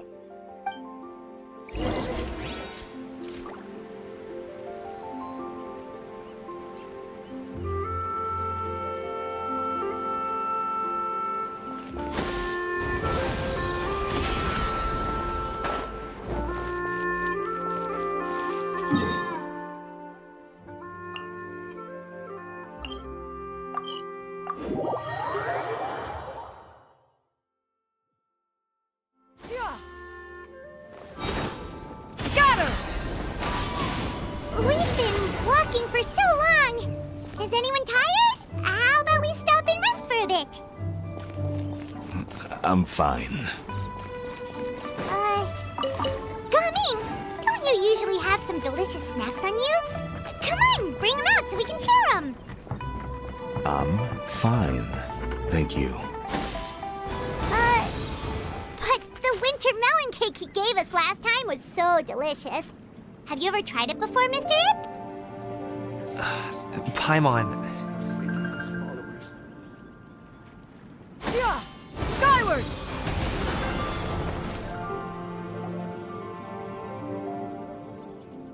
This place looks nice and open.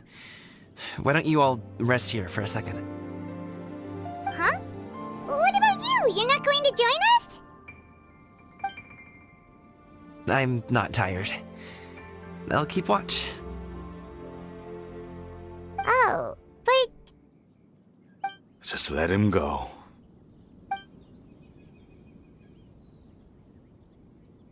Okay, we'll just share amongst ourselves then. Did you know, Uncle Ip, that the flavor of these cakes changes depending on... Halt! Who goes there? It appears that one's movements were overly conspicuous. enough of your musings. Focus. Focus on the matter at hand. Present your exquisite ornaments at once. Indeed. Bring them forth readily and without protest. Ah! What do we do? It seems as if these two are acting alone. It won't be difficult to subdue them, but they might have something else waiting in store for Dad. The best way to keep him safe is... Leave this to me. I'll handle them. Traveler, Paimon, take my dad and the goods away from here. No, Gaming. It's too dangerous. This is what I do.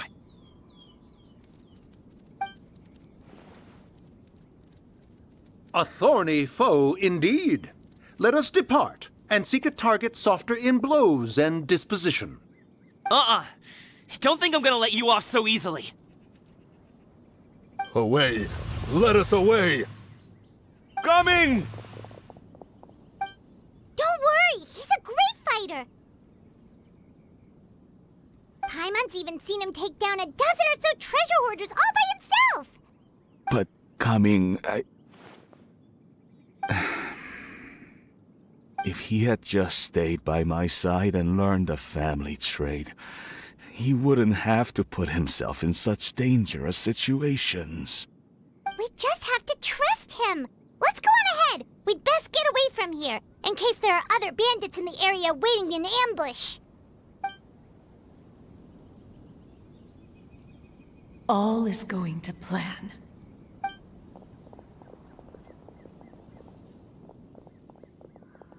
Okay, we should be good to stop here. Youngli? Oh no, what is he doing here? Good sir, please, listen to me. Reel in your line and leave this place as quickly as you can. There are bandits in the area.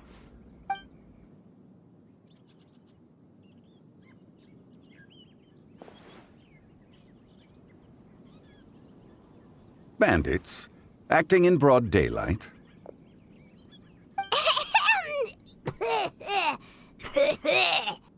Oh.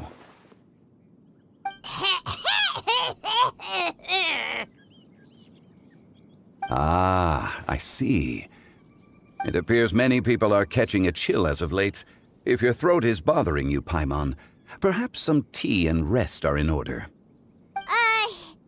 Nope, no need. Paimon's fine. She just, had some cake stuck in her throat.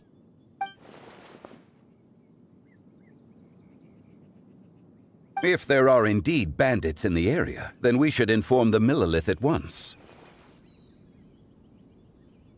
Oh? Well, if that's the case, such matters are best left to those with the necessary expertise, wouldn't you agree? I suppose you're right. If ordinary people like us got involved, we would only cause more trouble. Since we find ourselves otherwise unoccupied in this beautiful area, why don't we find a quiet place to relax while we wait for good news? That would be lovely.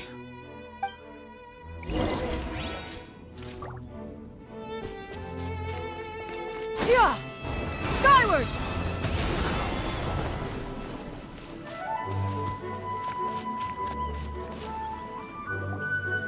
So, Uncle Ip does have a reason to be worried. After all, Gaming, the guard we mentioned, is his son. Gaming. The name sounds somewhat familiar. Ah, yes. That is the name of the Usho dancer who has been performing around Liyue Harbor recently, is it not? Oh, have you seen him perform? Indeed. I cannot help but admire his skill. He truly encapsulates the spirit of the Suani. Usho dancing has become more well known in Liyue Harbor recently. However, although performers are seeing budding success, they have no doubt had to face many hurdles along the way. One's not so easily understood by spectators such as ourselves. If you ask me, what truly deserves admiration is perseverance in the face of adversity. That is a rare attribute indeed.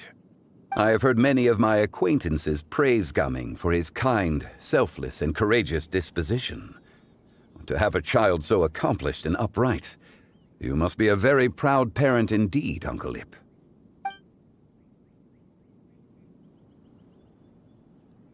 Seems like Zhongli has decided to skip the formalities. Well, he's a hard worker. Yes. You should be sure to tell him you think that when he gets back. Your son is young yet. It's normal for someone his age to be a bit hot-headed. It's understandable to find talking about such things in person difficult.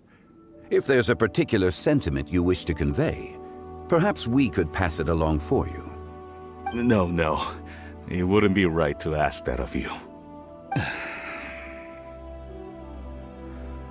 This thing between us has festered for many years now. In truth, there are some things that simply aren't easy for us to talk through. I've been in the tea business for most of my life, and I always hoped my child would do the same. Otherwise, how would he support himself? Over the past few years, I heard how well he was doing for himself as a guard. How his work was taking him to farther and farther off places. I also heard that he never gave up on wushou dancing. It made me happy. But I was also worried. When you're young, you can handle all that physically taxing work and manual labor. What young person isn't capable of making a living that way? My concern is what happens when you get old. Every time I get to thinking like that, I cannot help but be reinforced in the belief that I was right. That I was right not to give in. I often regret introducing him to wushou dancing as a kid. If I had known how things would turn out, I would have never taken him to see those performances in the first place. It is only natural for a parent to strive to send their child down the right path. No one would begrudge you that sentiment, Uncle Ip. You need not worry. You seem quite young, Mr. Zhongli. Yet you speak with such wisdom. Perhaps I have misjudged your age. Your words are too kind. Truth be told, one of my old friends has several grown daughters. Rather than fretting about their future, however, she prefers to let them find their own way. Then she's more easygoing than I could ever be. I fear I lack such an open mind. I meant to say earlier, there is no need to be so polite. Feel free to call me by my name, Ipdak. Sure. So, do you also think I fret too much, Mr. Zhongli? That's not exactly what I was hoping to convey. Only a fool would ask a parent not to worry about their child. But think of it this way. Raising a child is not unlike flying a kite. Hold the string too tight, and it can no longer soar. As my friend once said, if your children are aiming for the stars, clipping their wings will only cause them to come crashing down. You need to let out the line for a kite to soar. It seems I was too stuck in my ways. You need not reproach your heart for caring. You simply need to loosen your hold a little. Indeed, with such a big heart, why not allocate the time you usually spend worrying about Gaming to the pursuit of other things, like going for a stroll, drinking tea, or taking in the scenery? You never know what surprises could be in store. Things can change in the blink of an eye. The blink of an eye, you say? Do things change so quickly? Children grow up in quite the same way, do they not? Day after day, year after year, sometimes in the blink of an eye, but always when you least expect it. As a father, I'm sure you know that best. Yes, you can say that again. One second Gaming was a kid, the next thing I knew, he was ready to fly the nest. Zhongli certainly has a way with words.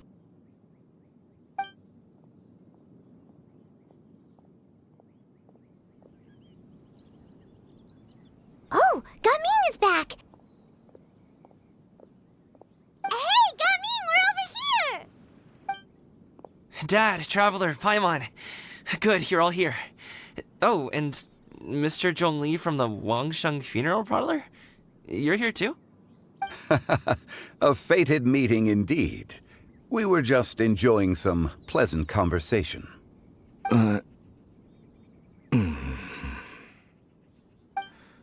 Is everything resolved?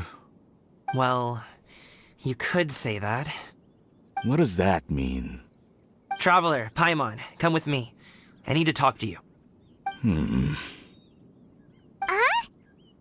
Oh, okay. I'll come right out and say it.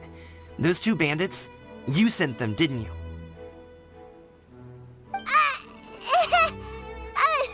So, that's how we're starting off? Can't look me in the eye, huh? Guess I'm right then. Okay, but how did you know? At first, their mannerisms seemed a bit stilted. But once I got close, it was obvious that they possessed great skills. I was right on their tail, and it should have taken only a few steps to catch up to them, yet somehow, I was never able to close that distance. People with that level of skill would have gone about things differently from the start, like sneaking up on us while we were distracted. Unless, of course, their real motive was to lure me away from the group all along. Wow, you're pretty quick on the uptake. I just have a lot of experience. I've dealt with many a ruthless bandit in my time, but I've never seen ones like them. In the end, I told them they would make good guards if they ever wanted to get back on the straight and narrow, and that they could hang out with me in Liyue Harbor anytime. You ever consider you might be a little too good at making friends? I'm guessing you guys were trying to help resolve things between my dad and me? I appreciate it, I really do. But this conflict between us has been going on for a long time. Even if those two were real bandits, and I was able to subdue them and show them what I was capable of, it wouldn't change anything. You've seen the way he talks to me. It's not like that at all! Your dad really cares about you. You should see the way he talks about you when you're not around. Zhongli was talking things through with him, and he nearly agreed to let it go. You don't believe us? He won't let it go. He can say as much as he wants to other people, but he won't talk to me. I'm certain of it. You told us you wanted to prove yourself to your dad. Why don't you tell him about all the hard work you've done these past few years? Will that even do anything? I'm not sure talking is enough. You won't know unless you try. Just like how you won't know if something is delicious unless you taste it. Listen to us. It's time to put these people skills to good use. You can make friends with anyone, so why not your dad?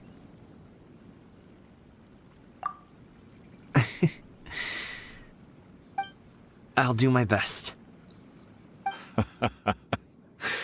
You are very knowledgeable, Mr. Zhongli. I'm impressed. Despite my being in the tea industry for several decades, it seems I still have much to learn about the art of tea tasting. You flatter me. It was nothing but a few humble musings. How much tea have you drank since we've been gone? Ipdak and I have found many a common interest. Our friendship, much like a cup of tea, seems to grow stronger the longer it has to steep. Well said, Mr. Zhongli. Gaming, Mr. Zhongli is very knowledgeable. You should take the opportunity to learn from people like him when you're in the city. Huh? Oh, of course. Zhongli? I have very much enjoyed our conversation, Ipdak, but I, unfortunately, have some unfinished funeral parlor business to attend to. Oh, I hope I didn't keep you. My apologies for taking up so much of your time, Mr. Zhongli. No need to stay on my account. When you're less busy, let's find a time to meet. I'll treat you to dim sum. It would be an honor. We'll see you off, Zhongli. You two have a nice chat, all right?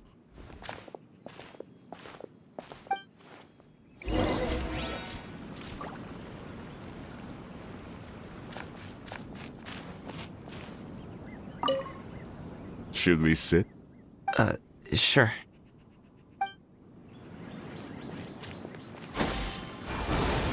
Scatter!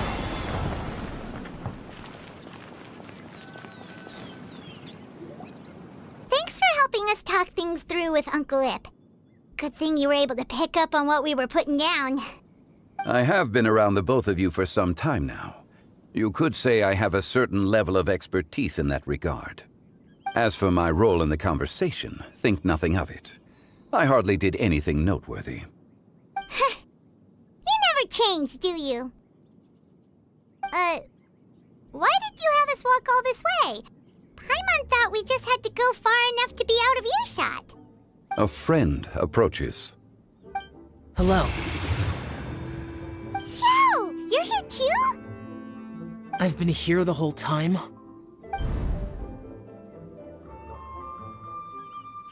A ghostly kite. Could that elusive Director Hu be coming to Wangshu Inn once again? What is she doing here? I suppose it matters not. Given her relationship with Rex, well, Zhongli, I might as well go pay my respects.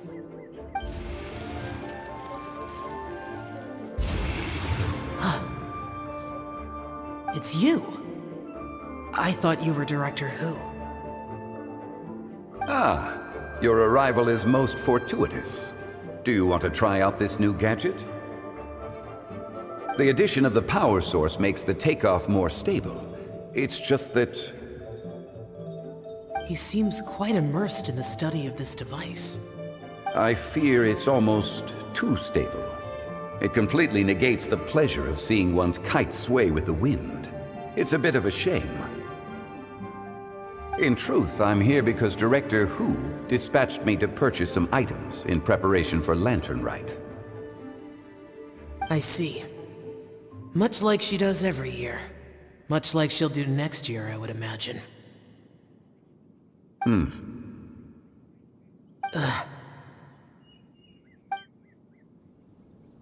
I wrong? Or has she once again sent you out to buy, what is it, sesame oil or something?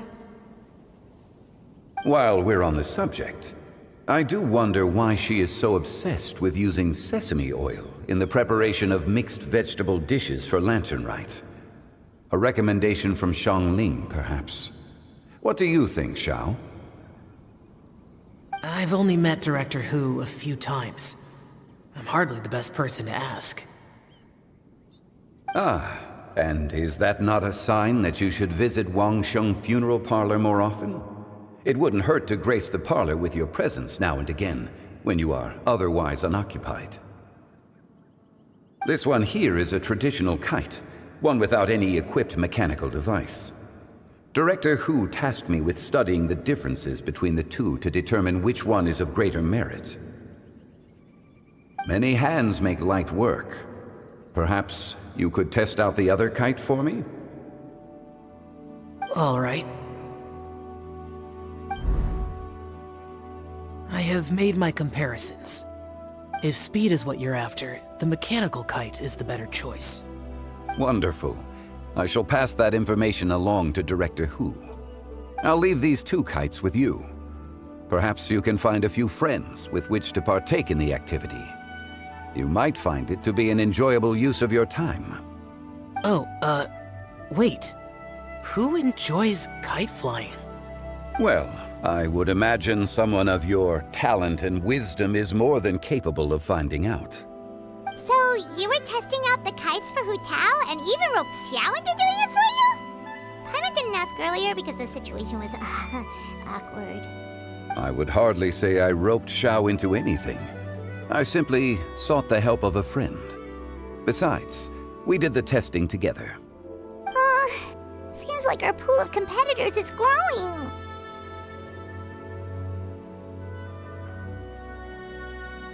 Do you like kite flying, Xiao? I suppose I neither like nor dislike it. Although, watching a kite gradually ascend into the sky does bring me a certain peace of mind.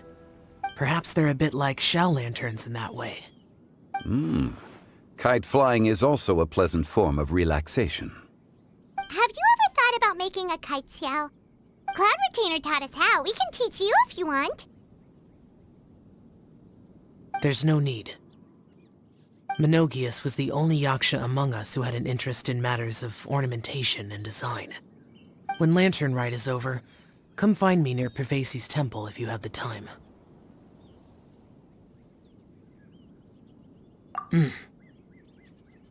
It's getting late. I should go inform Director Hu of our findings. How's she been, by the way? Be sure to say hi to her for us. The last time I spoke to her, she mentioned that she would be visiting Chaoying Village in a few days. If you have the time, perhaps you could also make the trip. If you happen to run into her, you can pass along your regards in person. We'll keep that in mind. Take care, Zhongli. See you later. See you next time.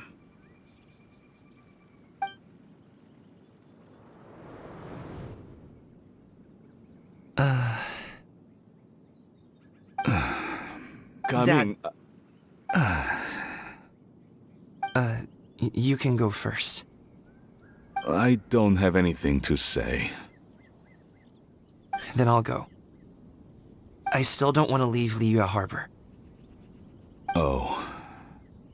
I can't say I support that decision, but... Hey, let me finish before you get all worked up.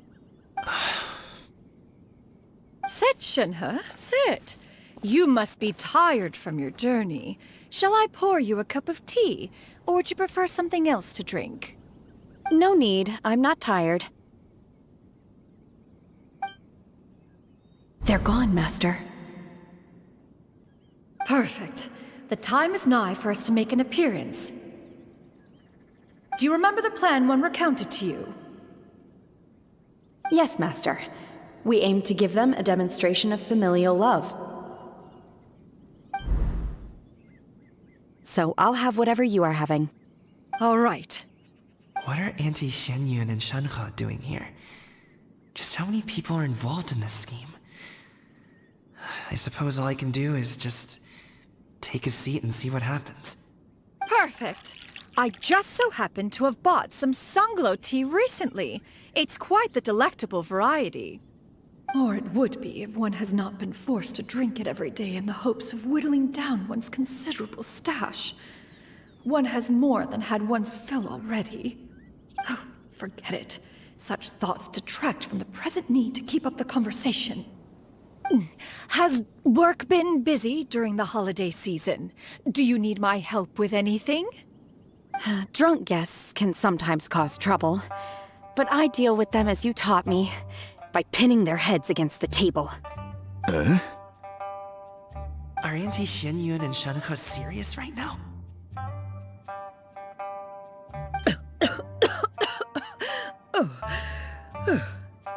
Oh dear. While one was busy orchestrating this act, one seems to have forgotten about Shenhe's various eccentricities. What I meant to ask was, have you made any new friends? We live so far from each other. It would be a great comfort to me to know you were surrounded by good companions. You already know of my past circumstances. Recently, I've been conversing with Guoba in the kitchen at night. Guoba can't talk, but his companionship is a comfort. The poor child. Her one friend can't even talk. I guess maybe Gaming is not doing so bad after all. Perhaps I've been too hard on him. Let's move on, shall we? Do you have any plans for today, Shenhe? How about we do something fun? That sounds about right. Take her to do something fun, and perhaps she'll loosen up a bit. Like we used to do when we would carry stones up and down the mountain from dawn until dusk, picking herbs to eat for dinner along the way. If that is what you ask of me, then that is what I shall do. Dad, here, have some tea. Or no, wait, let's not have any just yet. Yeah. I simply can't listen to that any longer. Coming, I'd like to finish what I was trying to say before. I don't support your decision to stay in Liyue Harbor, because living there is too hard on you. If you come home, there will be people to help you. I'm not saying we have to live under the same roof. I know our personalities are too similar to avoid butting heads. But you'll have your entire family around you. Your aunts, uncles, they'll all do whatever they can to help. You could get a less taxing job, and we could grab dim sum together from time to time. Huh. I didn't know dim sum was such an important affair, Master. Shh. Just think about it, okay? You don't have to decide now. Dad really has changed a lot. He would never have said these things to me before. But thank you, Dad.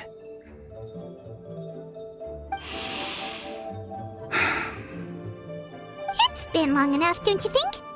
Oh, Paimon sure hopes they've made up by now. Oh, they're drinking tea in silence. That's not a good sign. Did Xianyun's plan not work after all? Hey you two! Paimon's sorry we were gone for so long. We got to chatting with some friends and didn't realize how much time had passed. Perfect timing, actually. We seem to be just about done here. Yep, let's go. I'll get the bags.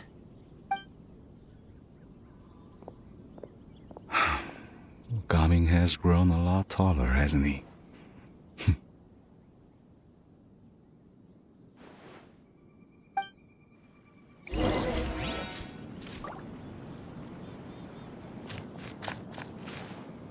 Master, did I say something wrong earlier? I tried to go along with your questions, but when I saw how you and that man reacted, I started to wonder. Not at all. Certain unforeseen variables may have presented themselves along the way, but the outcome proved favorable. The plan was a success. Then I helped? Naturally. Your purity of spirit is one of your greatest strengths, Shenhe. You need not change who you are.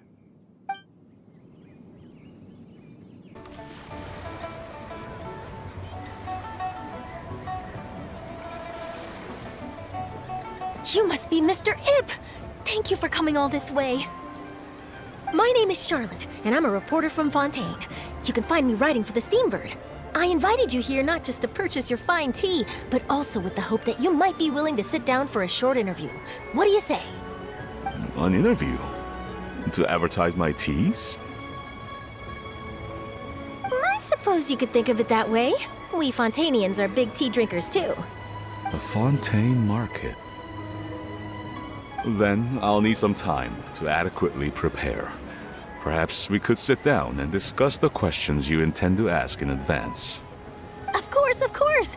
Please follow me.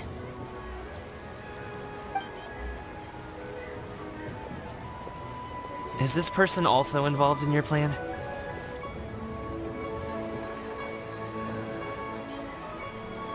And here I thought I had lots of connections.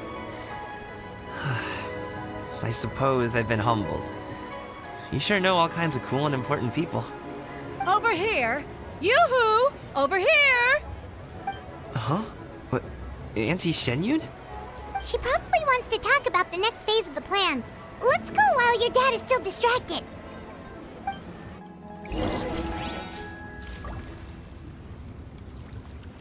Yeah!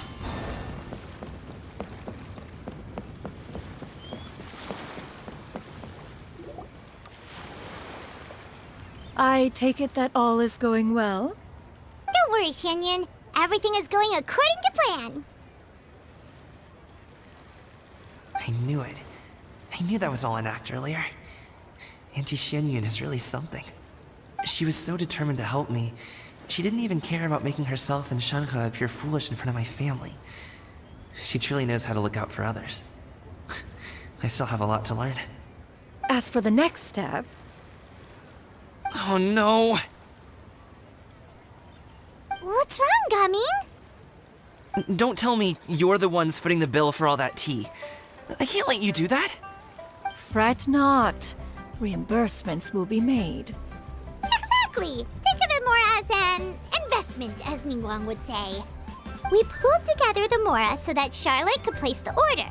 She's gonna bring it back to the Steambird as a gift, as well as a sample of the regional specialty. Fontanians will probably fall in love with your dad's tea as soon as they lay their eyes on Charlotte's article. And once all the money from the new orders begin to roll in, getting our Mora back will be a piece of cake. Oh, okay.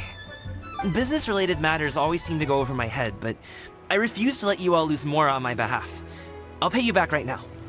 We can talk about such matters at a later date. There are more important matters for you to consider at the moment, are there not? Yes. I've been thinking about it the whole way here. I have an idea, but I'd hate to cause even more trouble for all of you. That is for us to decide. Yeah, we're all friends here. Plus, we wouldn't be here if we didn't want to help, right? Just tell us about this idea of yours. Okay. So, it's like this.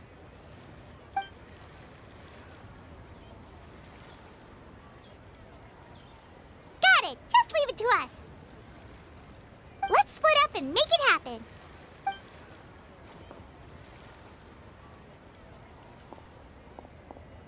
We need to do those things we talked about, but we also still have the kite flying competition. Since Xiao already tested out those kites for us, why don't we also go buy one of those mechanical thingamabobs or whatever they're called? We can attach it to our kite!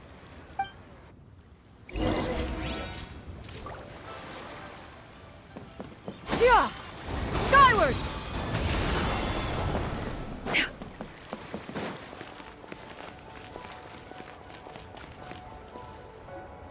Hello again! Welcome back! I see you returned from your trip. I really do have to thank you for all your help from before. Thanks to you, my daughter was able to build a kite with her grandmother that very same day. She even wrote a long letter telling me how much she loved it.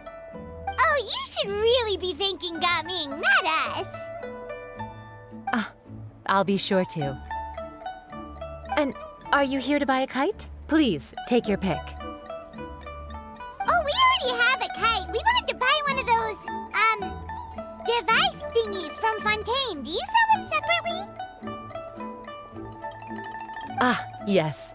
Here you go. Please, take it, free of charge. The directions are in the box. It's not hard to install at all. It doesn't feel right for us to just take it. Well, nor would it feel right for me to take your Mora. Good luck in the kite flying competition. I'll be rooting for you. All right then, thank you.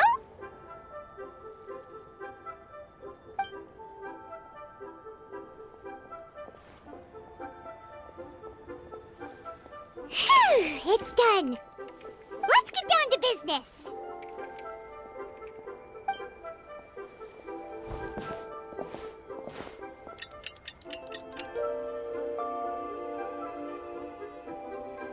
Looks like we finished everything we needed to do. Let's find a good place and put this thing into the sky.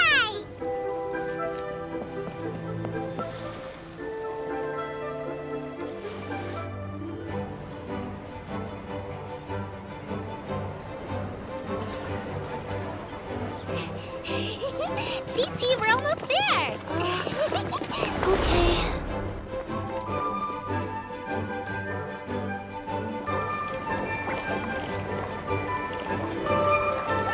Whoa!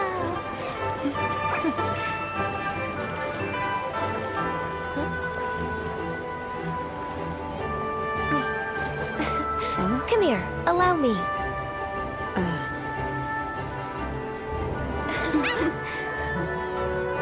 lantern rite is as festive as ever!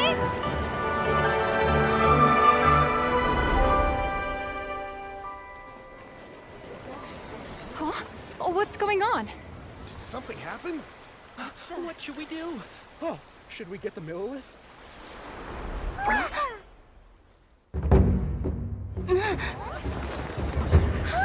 What's that?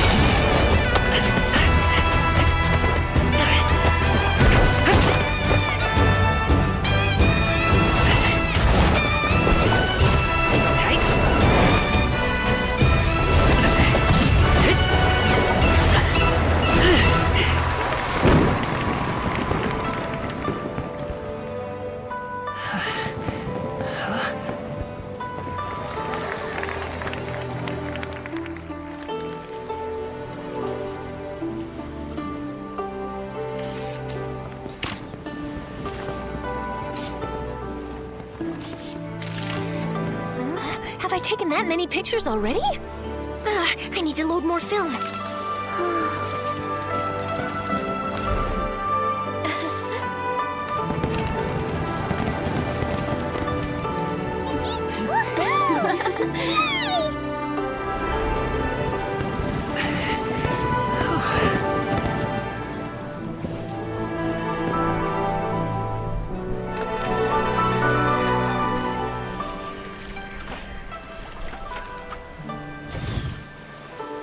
Wait, the wind.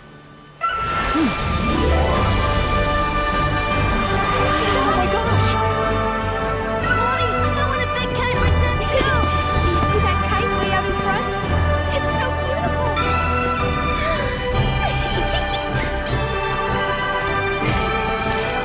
Happy Lantern Rite. Happy Lantern Rite!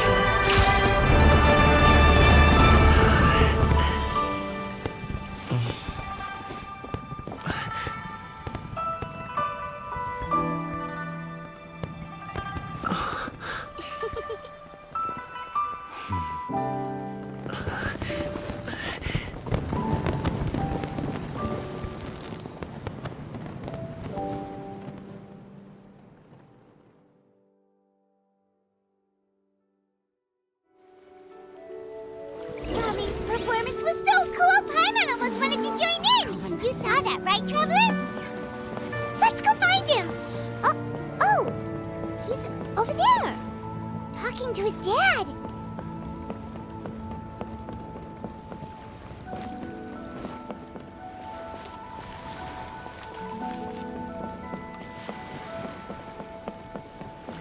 Yeah! Skyward!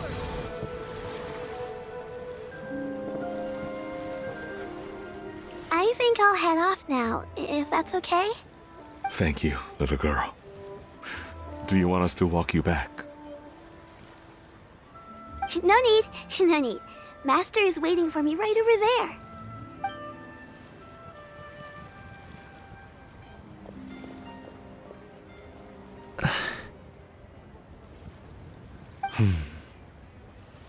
Dad.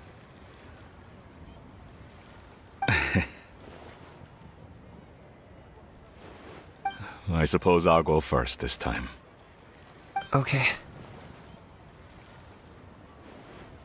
Your performance, I've seen many wushou dances in my time, but I've gotta admit, what you pulled off there was breathtaking. Wow. I never thought I'd live to hear you say that. You're serious about doing this professionally? Absolutely. I know it'll be difficult, but... Then it doesn't matter. What I mean to say is, of course it'll be difficult. But if that's your decision, if that's your dream, then it doesn't matter how difficult it is. As long as you put in the work, then any obstacle can be overcome in time. Really, when I was young, I also... Actually, how about we save that story of my past for another time? All I really want to say is, I've changed my mind. Much like this kite, you also deserve to soar to new heights. Dad. Son. Son? Haven't heard that in a while. I bet you're wondering what's gotten into me saying all this. Well, a little bit, yeah. Anyway, I know I've never found the chance to say this before, but... to me, Gaming, you've always been a great kid.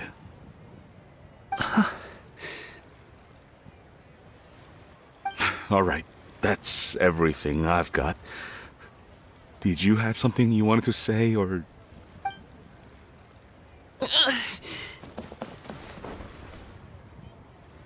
Seeing the two of them talk things through like this really gives Paimon a sense of accomplishment. Now go. Over there. Your friends are still waiting for you.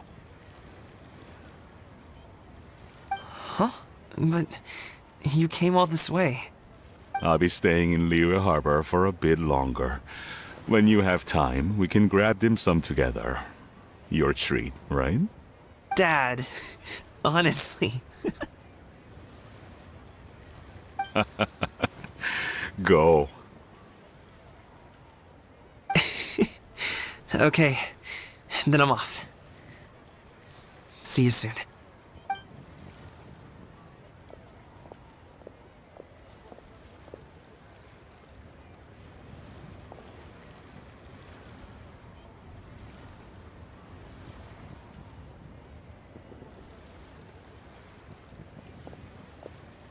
That's quite the smile you've got there, Gaming. Really? It's nothing to be embarrassed about.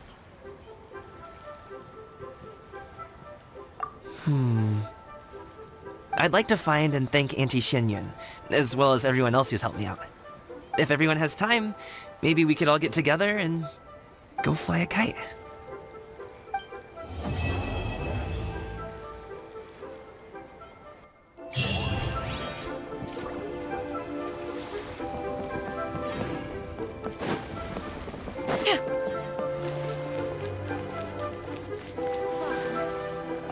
Oh, Lantern Rite was simply amazing. I'm not sure I'll be able to sleep tonight. Oh, that? Yeah, interesting story. It was invented by a guy from Fontaine. His name is Ildison. He's always tinkering away at some mechanism or another. He's even asked the Steambird to write about his inventions on more than one occasion. I believe I have a direct quote from him about this particular one. Yes, here it is. The device is powered entirely by mechanical components without the need for any additional energy source. Basically, it's a manually operated cranking device. How high it can fly entirely depends on how much force you can exert. Combining this invention with a kite. What a great idea, right? Oh, my conversation with Mr. Ip went really well. I've already sent the first draft of my article back to the Steambird. It's a piece that contains all the pertinent information while also telling a story. I'm quite proud of it. Oh, that reminds me. I should thank everyone who made this possible for me. Especially that spirited lady with those peculiar turns of phrase. Miss Shenyun was her name, right? It was all thanks to your connections and creativity. I would have never thought I'd be able to bring such a special gift back to Fontaine with me. This was my first time experiencing a foreign holiday in person. It was so exciting! The festive atmosphere, the contagious holiday spirit, the profound, storied cultural traditions steeped in symbolism. Oh, I almost forgot. Kuching even gave me a kite with a poem on it that she wrote herself. It goes, "Dreams are like paper kites. With them do our hopes take flight. Sailing high above the clouds, they yearn for something more profound. Yet try we may and try we might. A deeper truth waits in plain sight. Though we hang our hopes in skies abound, many joys lie on the ground." I want to include this poem in my special feature on Lantern Rite. I'm sure a lot of people will love it. Yep, and happy Lantern Rite to you. Come see the kite.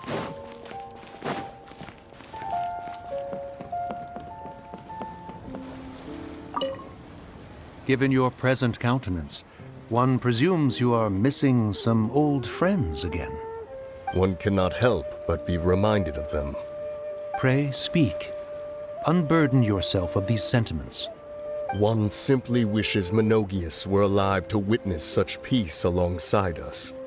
He was so skilled in matters of craftsmanship. Kite making would scarcely prove to be a test of his capabilities.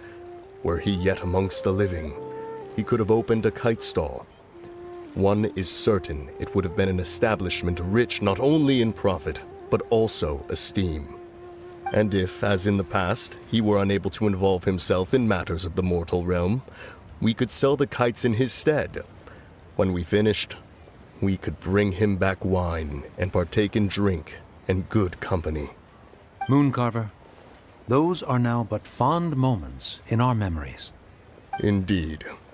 The dead are gone, so, as the representatives of the living, let us take in the sights for a bit longer, if just for his sake.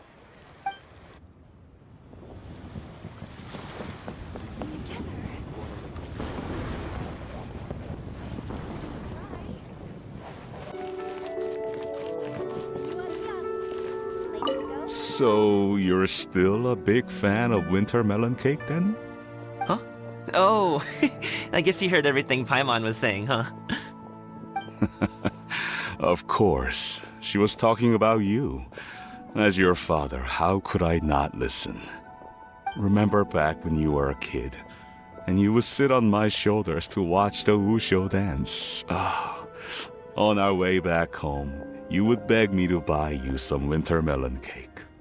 We would only buy 2 at a time, but before long, we tried the winter melon cake from every vendor that street had to offer. There was also that one time you used your pocket money to treat me. Do you still remember? Yeah, I remember. That was the best winter melon cake I ever had. Let's go back sometime. The shop's still there, and I remember the way. My treat, just like before. Are you sure? Absolutely.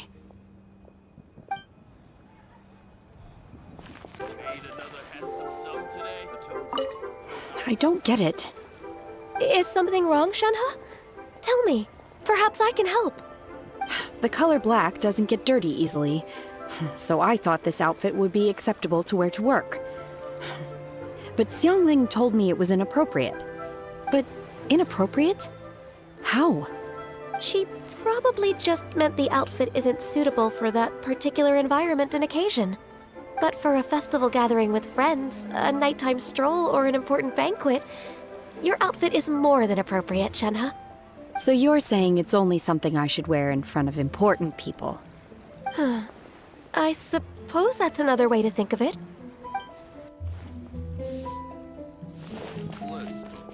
Try something new at the Wanmin restaurant.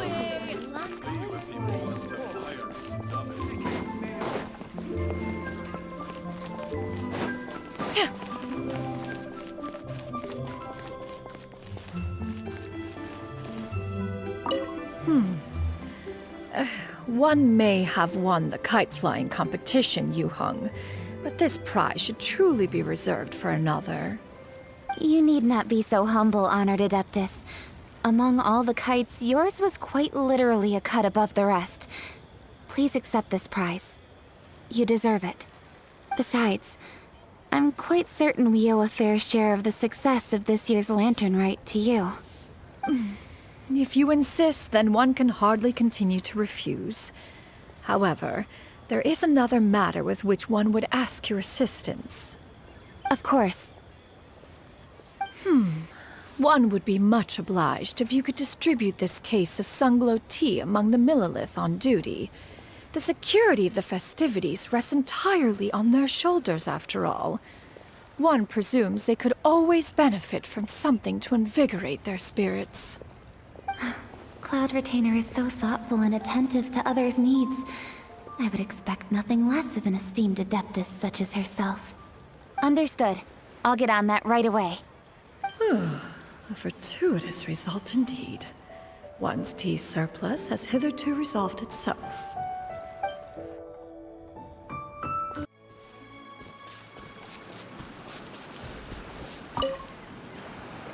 Traveler.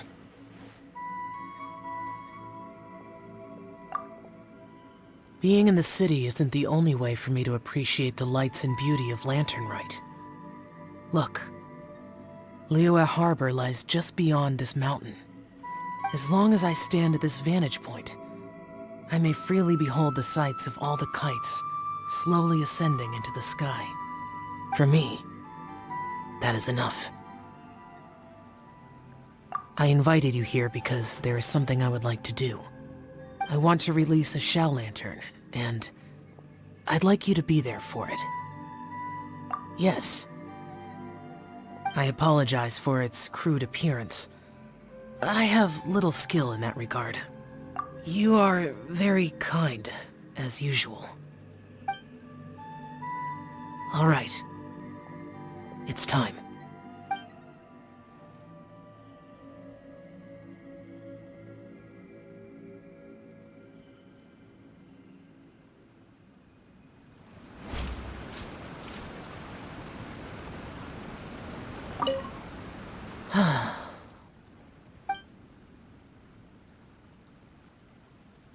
Traveler.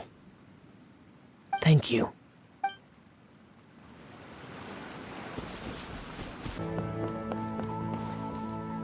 Our kite is so high up. Thank you for inviting me, Yao Yao. I am having a lot of fun. I'm glad. If you want, we can go fly kites some other time, too. The fun doesn't have to end today. Really? How about we do it during the day next time? That way, we can see the design better. When it flies super high up, it will look exactly like a real finch. Okay. Can I take this kite to bed with me? But of course.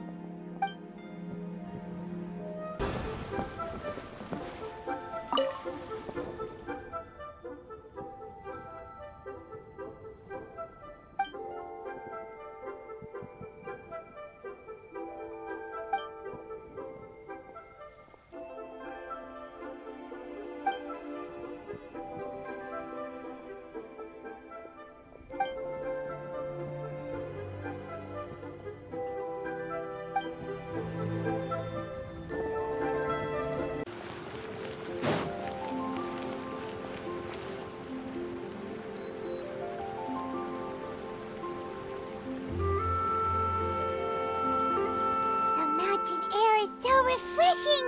It makes Paimon feel like she could float around all day and never get tired.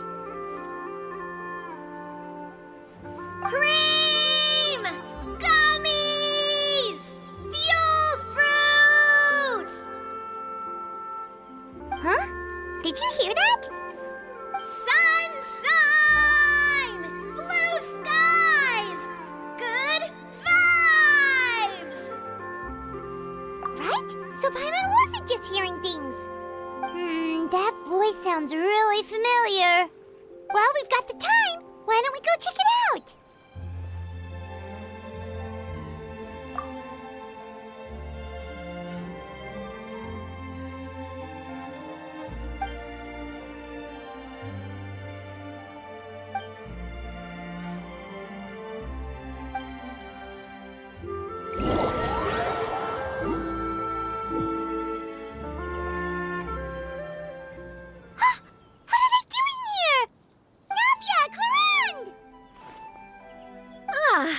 Well, if it isn't my dear partners.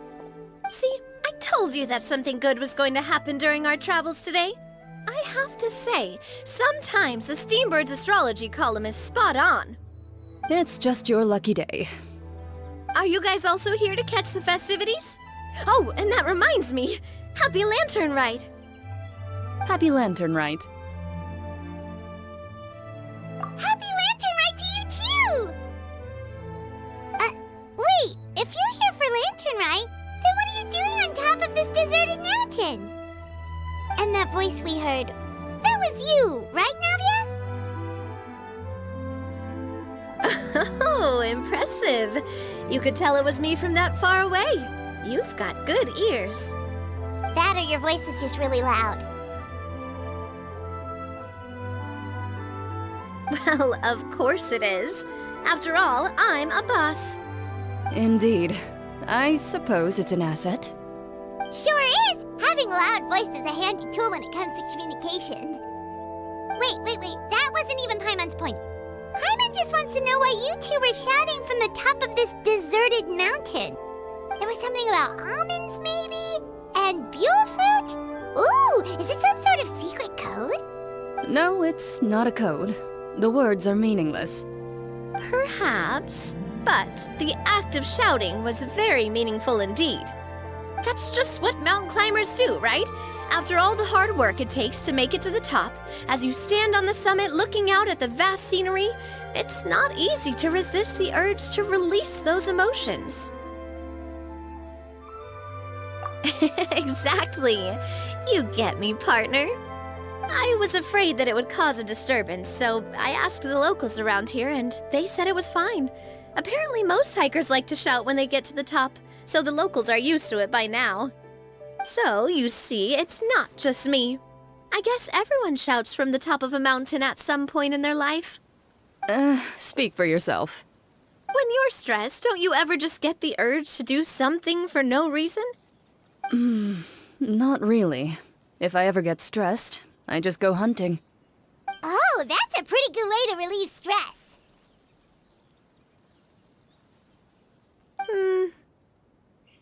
What I choose to hunt depends on my mood. Huh?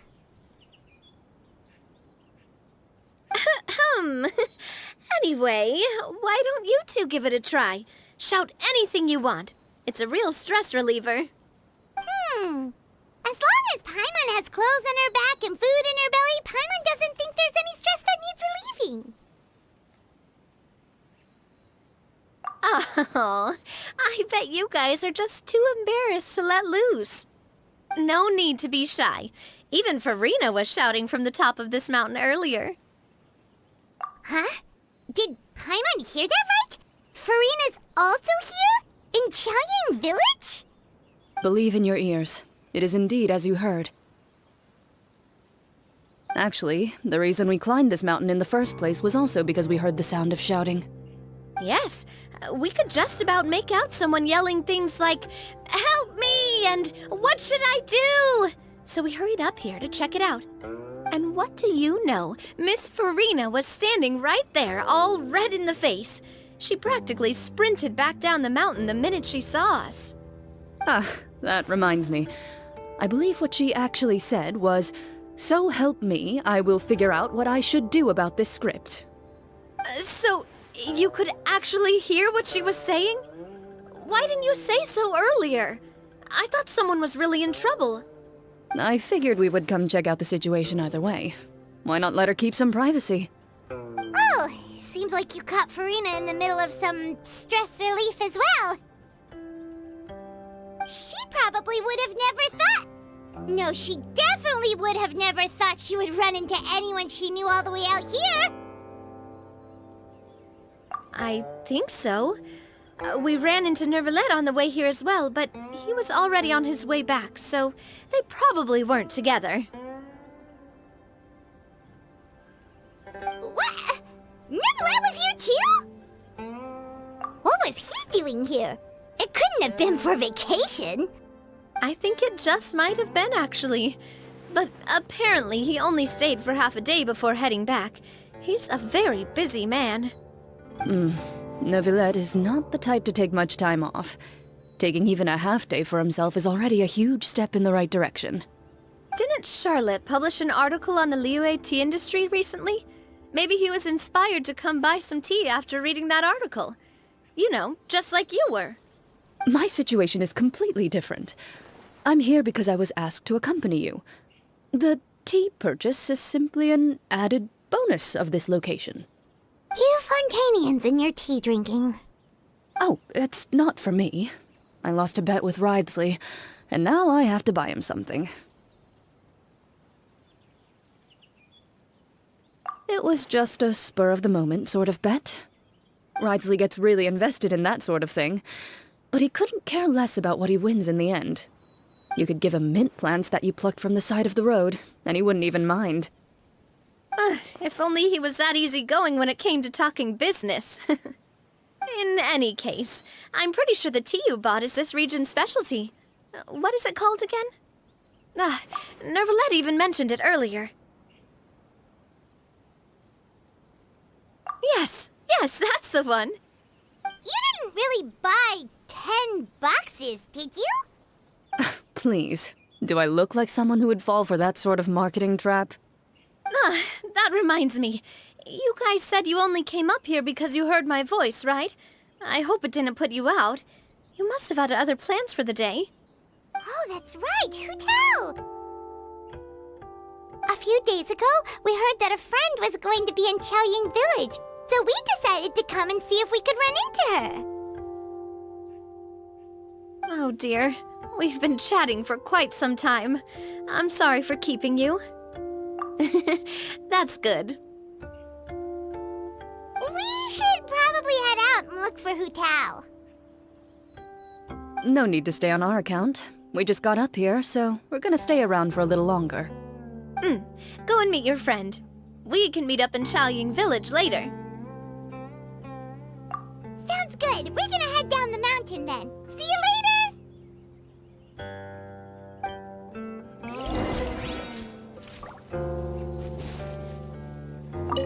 What do I have to do to get you to yell from the top of this mountain? Name your price. You really want to hear it that bad, huh? I'm just curious is all. I have a feeling you'll say something amazing. I will pass. I prefer to let actions speak louder than words.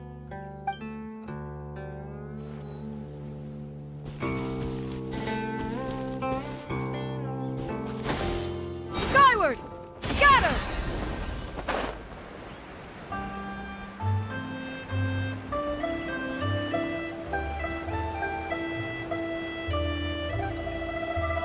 Qiaoying Village is known for its tea, but you know what else they have with tea? That's right, dim sum! Didn't Gaming say something about dim sum being eaten in the morning? Oh, Paimon wonders if we can still get some at this time of day. Oh, well that's fine too. Paimon doesn't care what kind of tea it is as long as it comes with some tasty snacks. Now let's see what kind of yummy things we can find around here. Paimon's not seeing things, is she? Is that Farino standing between Zhongli and Hu Tao? Wonder what they're talking about. Zhongli knows a lot of stuff. Maybe he's telling Farina about Qiaoying Village. Oh, or maybe Hu Tao is trying to rope Farina into being one of her clients. Hey, this isn't the Fortress of Meropide. But Paimon could be convinced for the right price. Let's say loser buys the winner 3 huge bowls of seafood kanji. Since Zhongli is there, Paimon bets things are pretty tame. It's decided then. Paimon votes for tour guide Zhongli. All right, no time to waste. Let's go see who's right.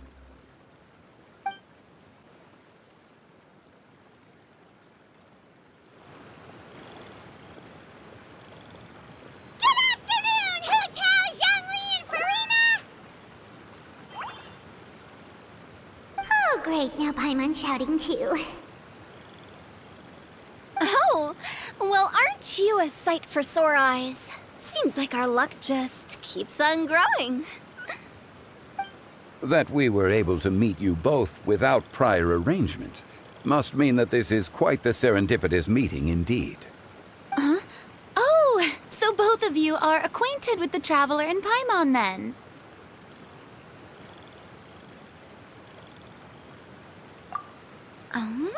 Looks like someone's learned a thing or two from Zhongli. I must admit, I'm a bit surprised to see you here, Traveler. But seeing as you're a hero who's been all over Teyvat, it makes sense that you would be well-traveled and well-connected. Since we have found ourselves in each other's company within this fertile land, allow me to take this opportunity to wish you a happy Lantern Rite. It appears you have been to Fontaine, then. Given your proclivity to spread good deeds wherever you go, it's no surprise that you would make the acquaintance of a celebrity as illustrious and celebrated as Miss Farina. That's quite high praise. What I mean to say is, you flatter me, Mr. Zhongli. Although I've built up a certain following within Fontaine, it is no reflection of strength or wisdom. I stand before you right now as nothing more than an ordinary traveler in search of beautiful scenery and creative inspiration. There is definitely more to Mr. Zhongli than meets the eye. I could tell as much from our conversation earlier. Given his breadth of knowledge on both academic and worldly matters, there's no way he hasn't heard about what happened in Fontaine. Is he just feigning ignorance for my benefit? No. You're no common tourist. I simply won't have you talk about yourself that way. Oh, does that mean Hu Tao also knows? You may not have heard, friends, but... Miss Hu Tao... Miss Farina is now one of my esteemed clients. Yep.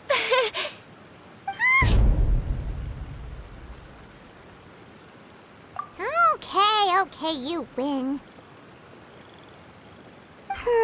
Guess Paimon will have to break into the hidden stash at the bottom of her shoe. Huh? What's this about winning something? Don't tell me. You two were placing bets on us. We just saw you guys standing on the side of the road and couldn't help but take guesses as to what you were talking about. Oh, I see. That means you, my friend, must have guessed that I was trying to promote my business to Miss Farina. That I do, my friend. What was Paimon's guess then? Paimon thought Zhongli was showing the newbie around. By newbie, you mean me, right? If that's the case, then Paimon's guess was also correct. Oh, that's right. Mr. Zhongli was telling me about some great sightseeing spots in the area. Ha! You see? Paimon was right too! Since both of our guesses were right, there can't be a winner or a loser.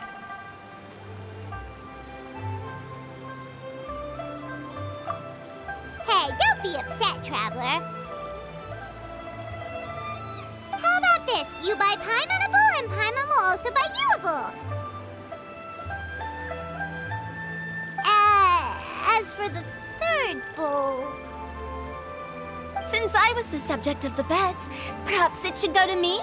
You know, as a congratulations for the huge deal I just struck.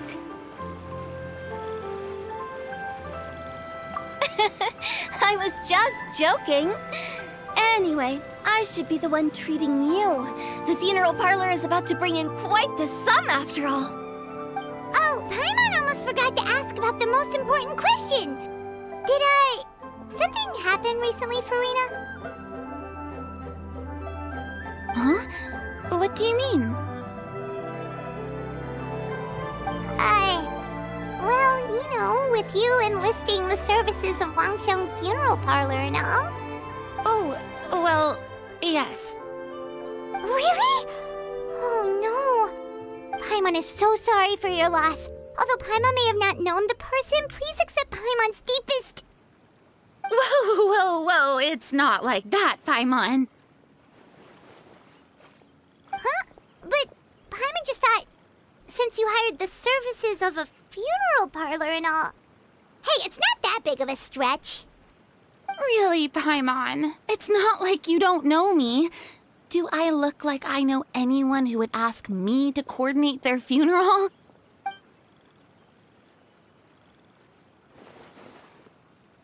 Miss Hu Tao is simply helping prepare some props for my film. Not too long ago, I read a collection of horror stories from Liyue. The content was spectacular. In fact, I still feel the need to sleep with the light on even now. Anyway, that's not the point.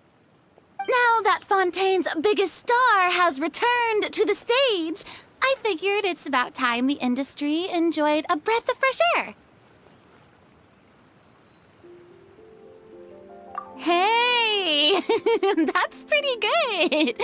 I'll have to remember that for my ad posters. Oh, Paimon sees. That makes a lot of sense.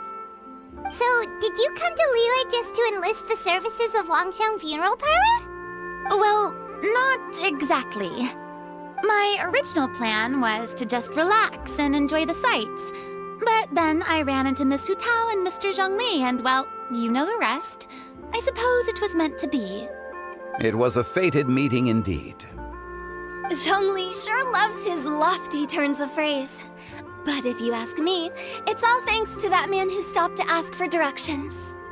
Oh? Who was it? It's someone you know. Wanna take a guess? What? How did you guess that on your first try? Very impressive, my friend. Your guessing game is spot on today.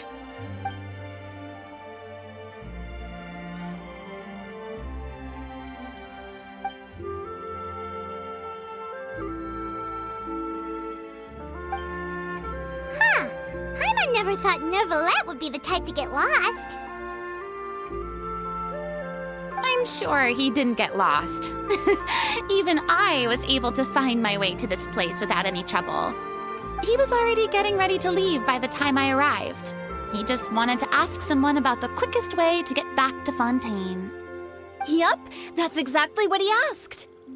This area is full of mountains and rivers. It's normal to not know the fastest route.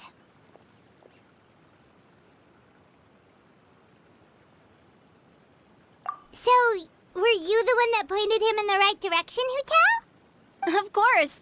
I'm also a guide of sorts, you know. So naturally, I also have a great sense of direction. But speaking of your friend...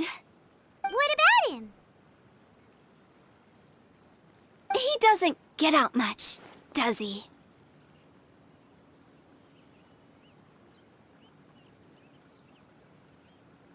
Ah, no wonder. He was stiff as a board and way too polite.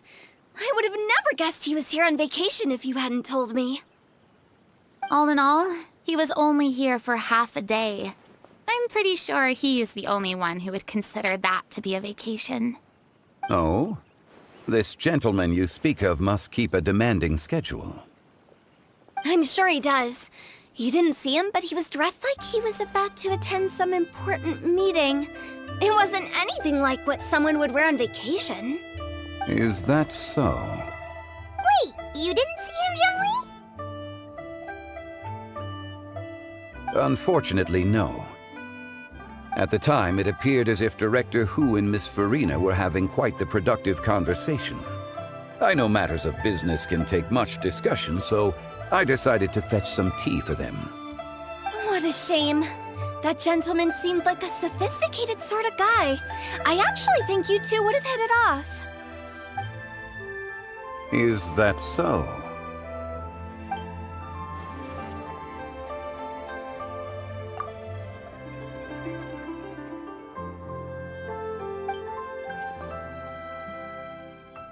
Hmm?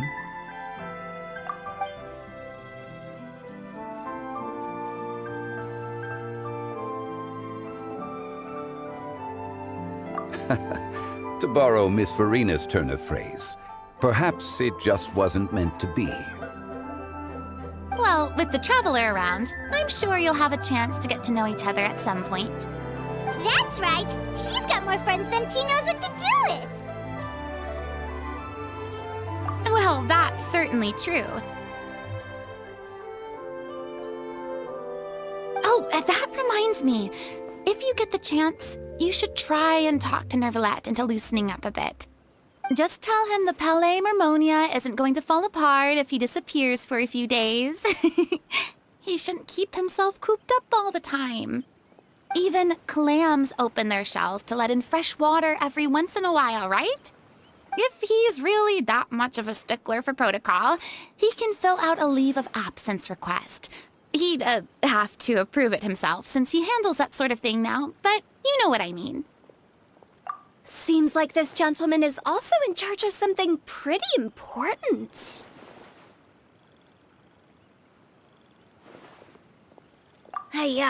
Sounds like a pretty uptight sort of guy, all right.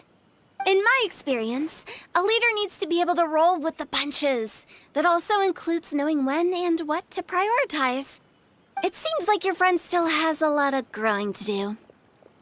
If I remember correctly, he's already several thousands of years old. You're quite right, Miss Hu Tao. Oh? Traveler, Miss Farina, those two individuals over there appear to recognize you. Oh, it's Navia and Clorand. Hey, over here!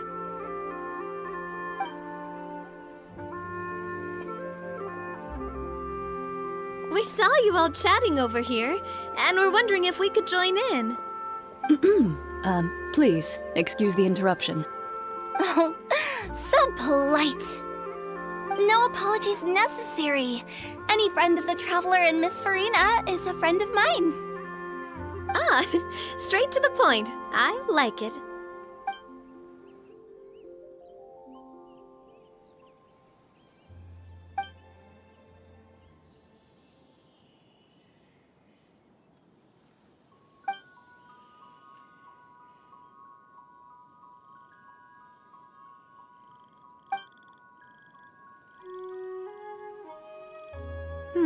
It's getting late. If we want to catch a boat back before dark, we should probably get going. Indeed. Then, Miss Farina. Oh, yes? When are you planning to head back?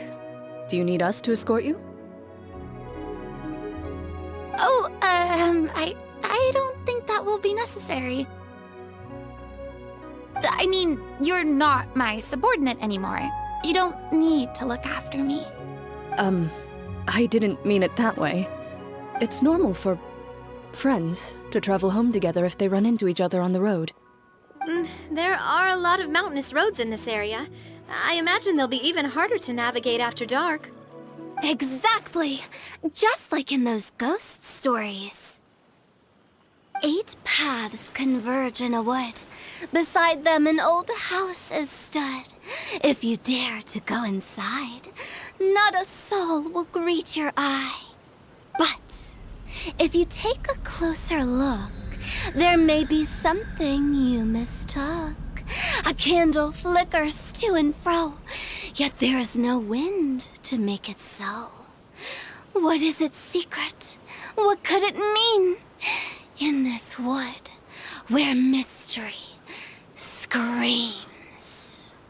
Ooh.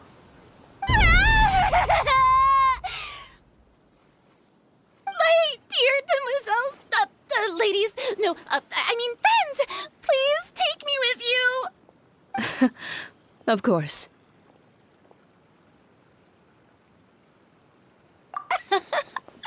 Gotta say, Farina, you are really quite the character. By the way, did I hear you mention that Clorand used to work under you? Then you must have also been a leader at some point. Well, that's, all in the past now. Besides, being a leader is hard. It wasn't the right job for me. I prefer how things are now. I I can come and go as I please, and get to enjoy the sweet taste of freedom. I see. Well, you've certainly picked an apt place to relax. Qiaoying Village is an exemplary choice. Only the best. And I've learned a lot, too. Thank you so much, Miss Hu Tao and Mr. Zhongli. It's fine.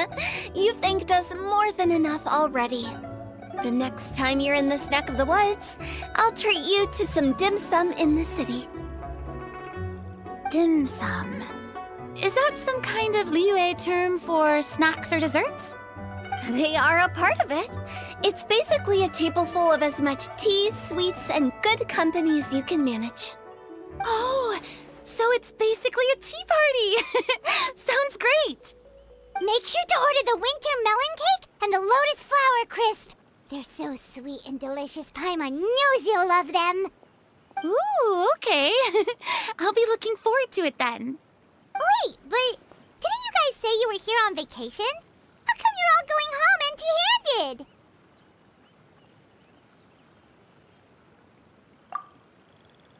Of course I am. I bought tons of fun things to bring home with me. A kite, a parasol, a little tin frog that jumps. Oh, and a stuffed toy of a mythical beast. Chlorand is the one who didn't buy anything for herself. So all you're bringing back with you is that tea? And some tea-flavored hard candies. They're for Sigewin. Chlorand isn't much of a shopaholic. Well, one of us has to practice restraint. Hey, I'm hardly reckless with my Mora. I'll have you know, all the purchases I made today were well within my budget. Me? Oh, well, I bought some tea, of course. I just had to try all the varieties recommended in the Steambird. Other than that, just some bits and bobs, you know. A little bit of this, little bit of that. They should all be things I can use, I think. Now Paimon's even more confused. If you bought that much stuff, where did it all go? Into one of Linny's magic packets? Oh, actually... Monsieur Neuvillette took them with him. Oh, so that's what happened. Wait, what? Why did he take them? Oh, he's not hoarding treasure, is he? Oh, that's quite the imagination you've got there, Paimon. Monsieur Neuvillette just saw the amount of bags we had and offered to take them back for us. I felt a bit bad at first, but, I really did have a lot of stuff. He even offered to deliver my gifts to the Fortress of Maripede for me once he's done with the day's work. Neuvillette is a man of his word. If he says he can do something, then he means it. See, even Chlorand was happy to take him up on his offer. If even his trusty subordinate agreed, then who was I to refuse? Wow, he seems like a real gentleman. Maybe he's not as uptight as I thought. If only the funeral parlor had an employee as thoughtful, proactive, and responsible as him. Right, Zhongli? Indeed. Chlorand said Neuvillette offered to deliver her gifts to Risley. So if we go to the entrance of the Fortress of Maripede, maybe we'll run into Neuvillette. But we don't know exactly when he'll show up. Oh, that reminds me. A new year of work is about to begin. If there's anything you want to talk about, Zhongli, you know you can come to me. I'm all ears. Does the director have any concerns? It just seemed like you were a bit preoccupied today, and much less talkative than usual. You barely said anything other than, "Is that so?" and "Indeed." If you ask me, I'd say you're having a midlife crisis. You're getting to be around that age after all. Is that so? Ugh. I jest. Given its distance from the city, Qiaoying Village enjoys a much slower pace of life. Surrounded by such peace and tranquility, I also seem to have developed a proclivity for inactivity. I apologize for making you worry. I see. What do you think, Traveler? Is this atmosphere putting you in a lazy mood too? Wow, you are getting really good at these kinds of lines. Indeed. Yeah, skyward! Well, everyone, make sure that you've got all your belongings with you before we leave. If there's any souvenirs anyone still wants to buy, the time is now. Reliable as ever, Miss President. What is that supposed to mean? Chlorand is right, though. You really are reliable. It's not what she's saying, it's the way she's saying it.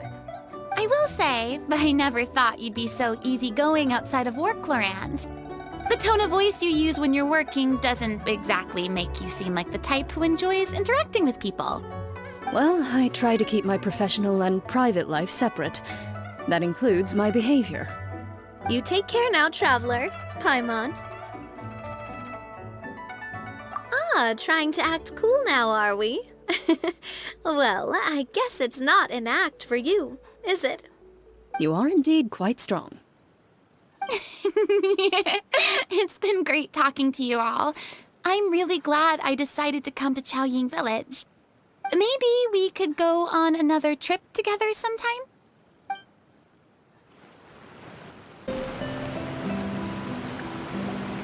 Look! It's Neuvillette! We lucked out!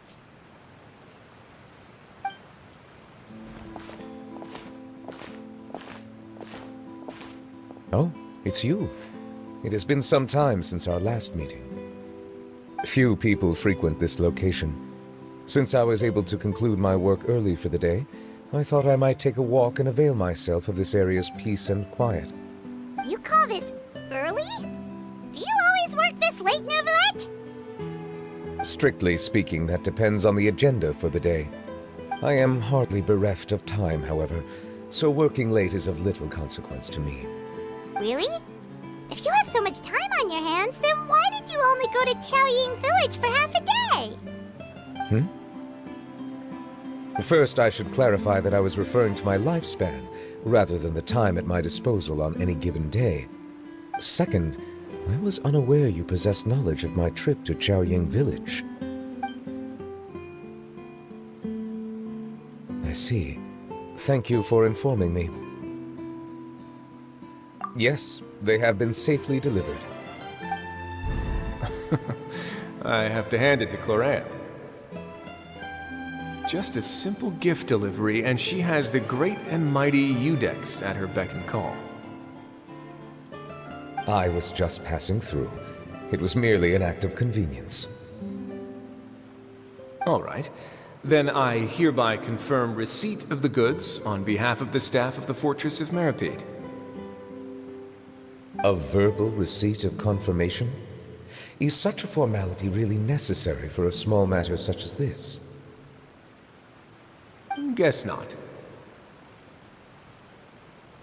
This quantity of tea, though, seems a little excessive for a gift, don't you think?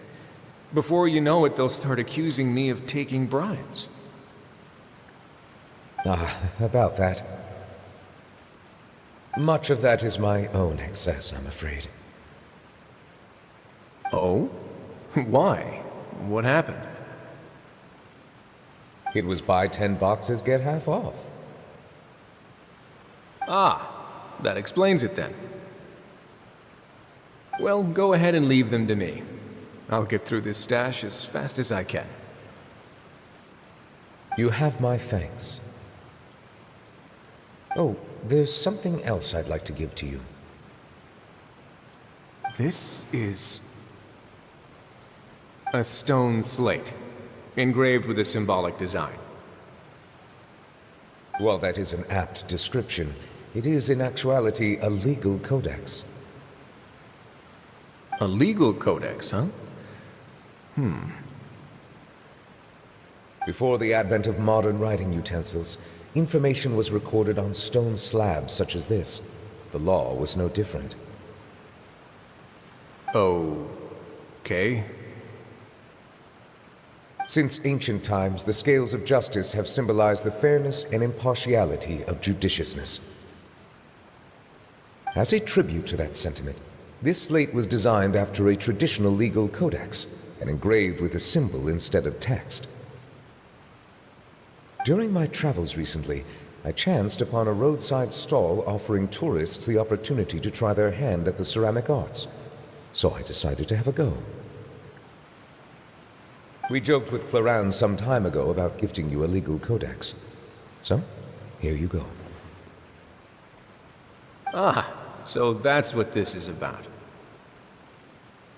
I did not expect you to remember it as well. In any case, I hope this can be considered as a reasonable attempt to join in on the banter. It is a very good attempt. I suppose I shouldn't be surprised. Even your sense of humor centers around the law. That's an impressive level of commitment. Well, a gift of this significance deserves to be put on display, and I know just the place. Front and center in the fortress's showroom. Ah, surely there's no need for such a grand gesture. Just kidding. I don't have anything like a showroom. But we do have a storage room. We can put it next to all the mechanical parts Sijuin has collected. That sounds good to me. So that's what you were doing in Chaoying Village. Indeed. Of course, while I was there, I also took the opportunity to taste the local spring water. The aftertaste is much purer than what I have delivered to me in Fontaine. It stands to reason that the long-distance transport has a tendency to imbue the water with extraneous emotion. If you want to experience the true flavor, you simply have to go to the source. Perhaps I should organize some time off to do the same elsewhere.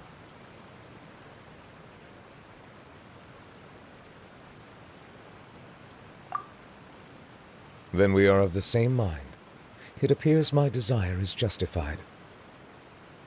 If you say so, but you know you don't have to justify a vacation, right? You can just take one. After all, you're hardly bereft of time. You can do whatever you want. You're quite right. I suppose I suffer not from a lack of opportunity, but rather a lack of inspiration. However, after reading a few articles about Liyue's holiday traditions, the idea popped into my head and made itself quite at home. Seeing as I was free of responsibilities for the morning, I decided to depart at once. Refreshing. My spontaneous outing seemed to inspire quite a few other spontaneous decisions as well. Take, for example, my foray into ceramics. At first, soil from the ground is granular and unforgiving, but add the right amount of water, and it becomes soft, moldable, and able to take shape. In the past, I never thought about how quotidian vessels were crafted, but now I have participated in their very making. This is also something I made today.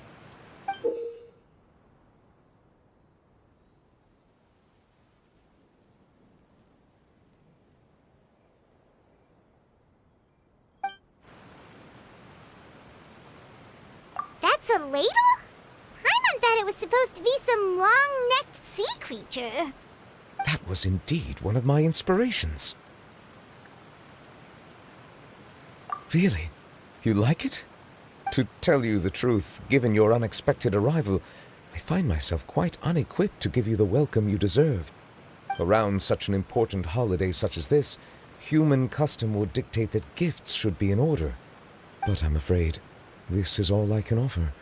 If you'll have it, that is. That is precisely why it would do me such a great honor if you accepted. You are most welcome. Happy Lantern Rite.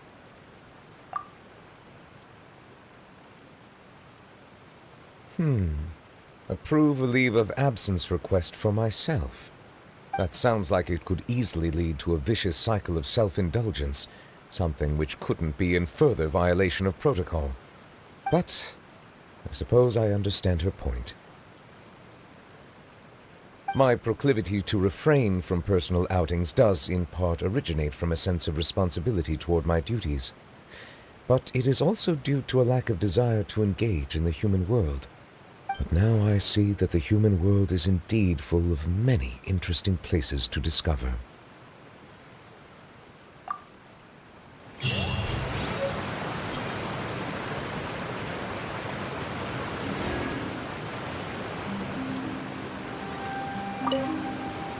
Lantern Rite marks the start of the new year in Liyue. In the spirit of the season, then, I wish you a year of success as vast and endless as the open ocean.